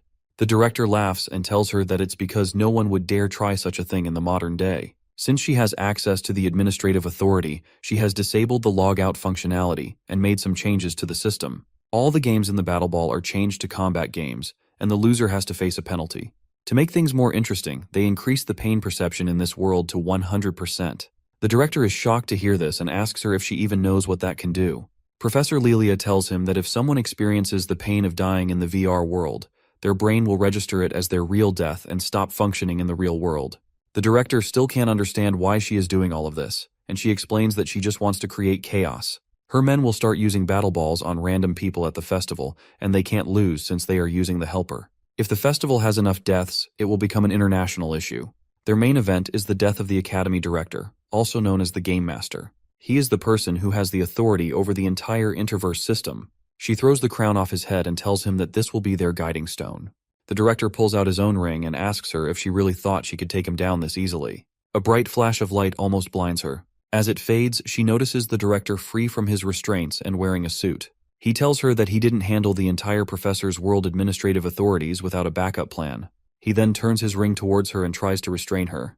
Professor Lilia starts smiling as they both get a notification informing them that the administrative authority is being disabled until it stabilizes. It seems like the professor has made a copy of the master key, which gained her access to the administrative authority. She walks over to the director with a battle ball and asks him if he likes playing games. The director asks her if she knows that she will also experience as much pain as him. Professor Lilia turns on her helper and tells him to get ready for a game of life and death. There was a person famous with the nickname God of Deduction. Even before VR gained widespread use, he was famous for never losing at strategic games like chess, Go, and shogi. This man was also known by many as the Game Master. He went on to become the director of the renowned Seongyang Academy. He knew exactly what was happening. Seeing the confidence of Professor Lilia, he knew she had something up her sleeve. It was unclear what she was planning, but he knew his chances of winning were low. The director knew he was in a checkmate and couldn't take care of the situation himself. Lilia looks at him and asks him what he is thinking about. She touches him with the ball, which starts the game. Instead of trying to win and save his life, the director makes the most logical decision in this case. He shares the details of everything that happened to him, along with his administrative authority, to the person he trusted the most. That person was none other than Professor Lee, or Faker. He receives the director's message where he informs him of Lilia's plans to kill him. The director appoints him as the temporary director until his return. Royd had been looking for Ark all over the festival ground. Ever since he fought him, all of his plans have been ruined. He finally spots him standing in a crowd. As he tries to touch him with the battle ball, he gets stopped by King, who grabs his hand and tells him that he is the one who will fight him. As his hand touches the ball, the two of them get trapped in the force field. Ark gets a group call from his team and realizes that it must be something important. Assistant Kim informs them that they are on high alert and advises them to avoid getting hurt in the VR world. He got a call from the professor telling him that Mirror World was being targeted by a terror attack. The terrorists have changed the in-game settings and increased pain perception to 100%. The main culprit of this entire plan is Professor Lilia from Team Metal Sharks. According to his sources, the terrorists will start attacking normal people with the battle balls soon. Hearing this, Needless to wonder if Loki is also involved in all of this. He asks Kim about the professor, who tells him that he is taking care of something important. The professor checks all the exit gates to realize that they have been blocked. The only way to fix this is to reach the director's Sky Palace. Assistant Kim orders them to evacuate all people to the main plaza and hide for now. While on the call, Carrie tells him that she is already facing one of the terrorists. Hearing this, Assistant Kim warns her of fighting and advises her to run. She tries contacting Haruru, but she can't reach her. She starts preparing for a fight and tells the man to get ready if they hurt her friend. Meanwhile, Ark screams to everyone that there is an issue with the game world and they should all evacuate to the main plaza. He doesn't want to mention the increased pain level to avoid causing panic. He notices 2 players inside battle balls and asks both of them to avoid hurting each other. King hears this and realizes that something weird is going on in the world. Royd was just trying to hunt down anyone, but he met King by chance. He still remembers how he embarrassed him during the entrance exam and wants to take his revenge. He now has the helper with him, so he isn't afraid. He gets closer to him and challenges him to a fight. King is confused, so he stands silently wondering what the man wants with him. During all of this, Han is running around the city trying to find Haruru. He can't hear her voice since there is a lot of noise from other people. He hopes that she is not in trouble and focuses on increasing his hearing sense. This amount of synchro rate causes him to bleed from his nose, but he manages to locate her. Her breathing seems unstable and she has a weak pulse. He immediately starts running in the direction of the sound. He finds her unconscious on the ground. Away from all this chaos, T1 is busy chilling in Kim's room. He looks out of the window to watch the people from the VR world, but they unexpectedly vanish. The robot wonders if there is a problem with the connection. However, he soon realizes that it doesn't concern him, so he gets back to watching the drama. Meanwhile, Loki is sitting in the Mirror World's administration area overlooking everything. He didn't expect Professor Lilia to hunt for the director on her own. They have the administration in their control, so he thinks that they can easily take down the principal. Till now, it is all going according to their plan. He suddenly gets a notification about some players who are about to enter the room. The people arriving are Professor Sora and Professor Duncan. They have heard about Lilia's plan from the professor and are going to investigate the administration room. Before they can go in, Loki steps out wearing his rabbit mask and holding a battle ball in his hands.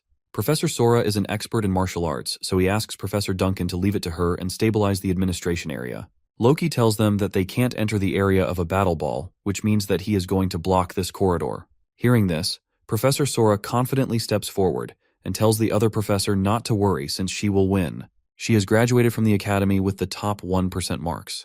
I have a feeling that she is going to lose badly. Han sits on the bench with Haruru, who still hasn't woken up. The snowman guy runs over to him and tells him that he just come here after meeting a guy. He is a crazy game addict who started throwing battle balls at people. To take him down, a team of academy seniors got together, but even that wasn't enough to stop him. He used his battle ball on all of them and destroyed them alone. All the seniors who lost to him went unconscious and aren't waking up. Han realizes that Haruru is in a similar situation, which means that she must have experienced something like that.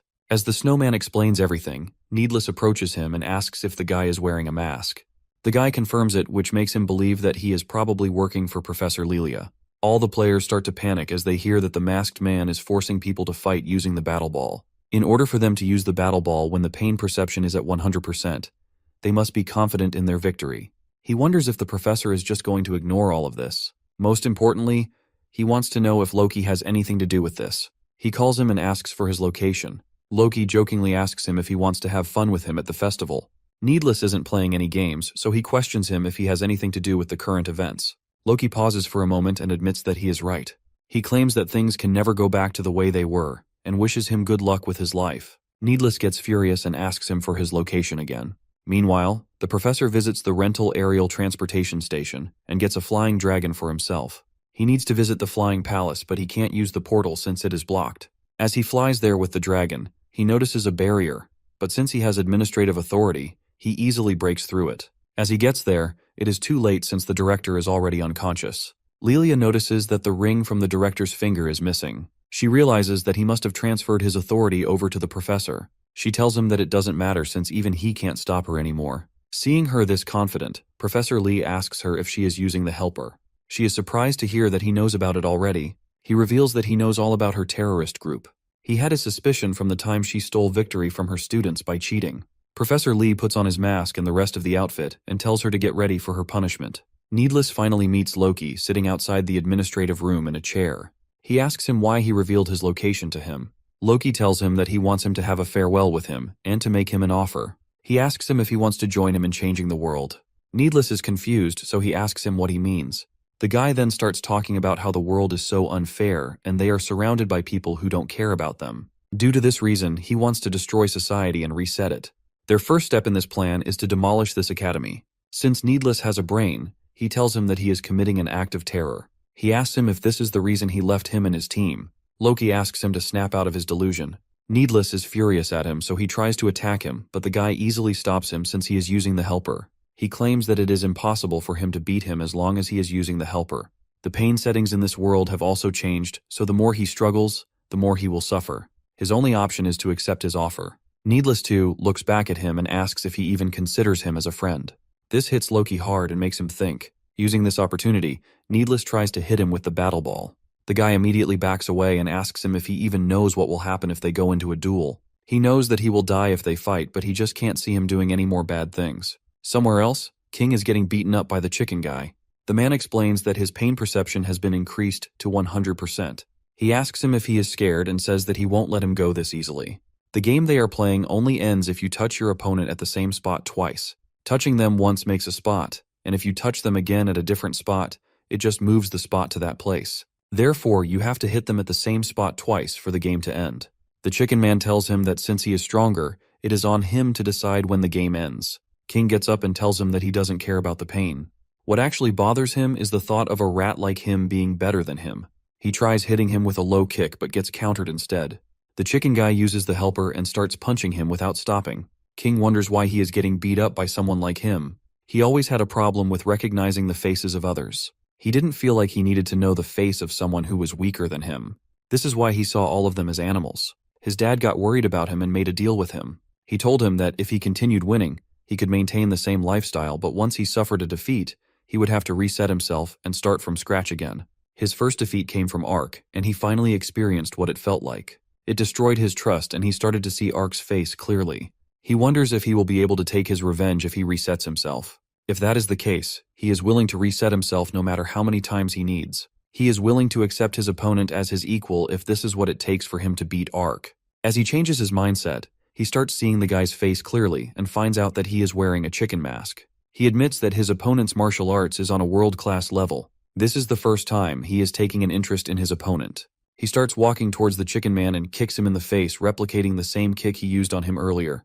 The chicken guy realizes that he is copying his skills. He tries to end the game by hitting him in the same spot again, but King purposefully gets hit on the other side of his face. He wants him to keep going so he can continue to learn more from him. It seems like the tables have turned, and it is the chicken man who is now scared. On a nearby street, Carrie is running away from another masked player who is trying to hit her with the battle ball. She already knows that the pain perception is at 100%, so she doesn't want to fight with that player. As she continues running, the rat stops chasing after her and says that she couldn't do much in the tournament, but she is good at running away. This was all she needed to hear. She hits the rat with a can of soda and asks her where she is going. As the player starts chasing after her, she runs away again. The two of them finally make it to the top of the stage. The player asks her if she is done running away. Carrie tells her that she is having a good day until she and her friends decide to ruin everything. The player removes her mask, and it turns out that she is the same girl who defeated her in the lane. She tells him that removing her mask means that she will put her into the braid dead state. Carrie is somewhat happy to find out that she is a terrorist because she wants to take her revenge anyway. She goes in for a kick without hesitation and immediately backs up before the girl can counter. The girl realizes that her movement is annoying and tries to scare her by telling her everything about the helper chip. Yeah, revealing everything about your weapon to your opponent must be the best move here. After she is done explaining, she is surprised to see Carrie relieved instead of scared. She has finally found out that she lost because of the chip and not because her control was bad. Since the girl told her everything about helper, Carrie also starts to tell her about the place where she grew up. She says that it was a terrible place where they had to fight adults in order to survive. Coming from a place like that, experiencing pain is the least of her worries. As she charges at her, the girl starts to panic and leaves everything on the helper. However, even the helper can't help her as she gets pushed down the platform by Carrie.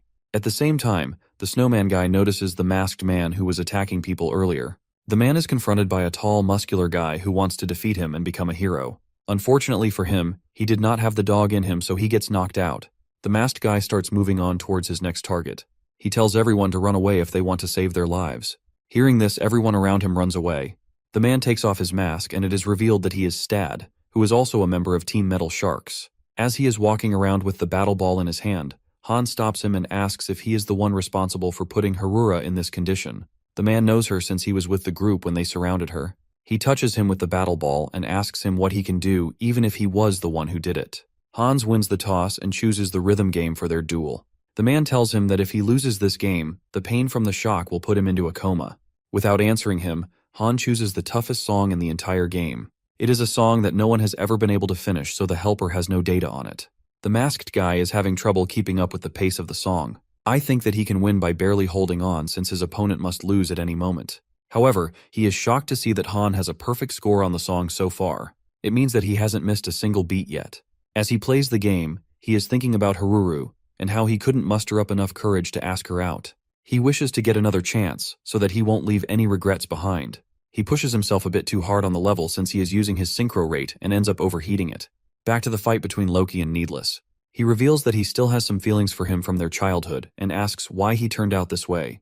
They used to pick up trash in City Z and didn't have access to proper education or basic facilities. One day Needless gets a bit sick while working. As he is taking a break, one of the workers orders him to get back to work and quit making excuses. Loki gets mad at him and tells him that he doesn't even want his dirty money. They are both abandoned kids, so they have to take care of each other. Loki looks at Needless with a smile and says that he found something cool. He shows him a gaming console and the two of them take it home. This is where they started gaming. Needless was always good at games, but he thought that it couldn't put food on the table, so it was worthless. Loki asked him if he knew about Faker. He explains that his achievements are so high that even people who don't play games know him. Playing games has made him a lot of money, and he has also influenced countless people. Loki is confident that someone from their city can also become like him. He asks him if he would like to become a professional gamer, and says that he will support him in becoming the next Faker. Needless was able to dream of becoming a professional gamer thanks to him. And this is how he met the professor who brought him to the academy. He asks him again why he betrayed his team. Loki finally speaks and tells him that he figured out that the academy was not a place filled with dreams. It is being funded by the families of the elites who attend the academy. The first order these people have about the academy is that people from cities F and Z are ruining its reputation and quality. Those people will exclude them until they are back out in society, so they won't be able to use the name of the academy in their favor. The dreams they had were impossible to fulfill in this academy, and he knew it from the beginning. This is why he joined Prism to destroy this very system and change the world. Needless finally realizes why they both became emotional when they thought about each other. He knows it is a bit cruel, but he is going to use that emotion against Loki. With this, he rolls the dice and starts the game. Loki doesn't want to go forward with this since he knows that one of them must die here. Needless tells him not to worry since he isn't going to play the game he is thinking about. He wins the toss and chooses to play Hackman.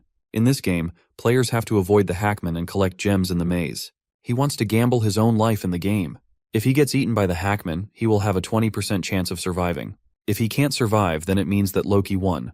However, if he manages to survive, he has to apologize to everyone and receive his punishments. After that, they will play games together like before. Loki tries to stop him, but it's too late. He gets demolished by the Hackman.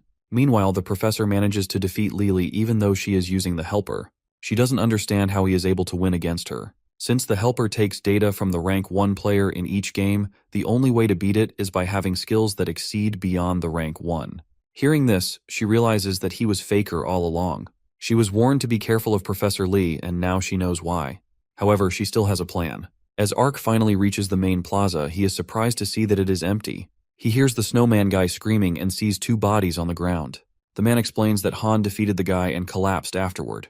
At the same time, he hears a voice coming from the back. It is another man in the mask, but he can already tell who it is just from the voice. The masked man is none other than our beloved bully. He didn't expect to meet Noah here. He stares at one of his teammates on the ground and wonders if he defeated him.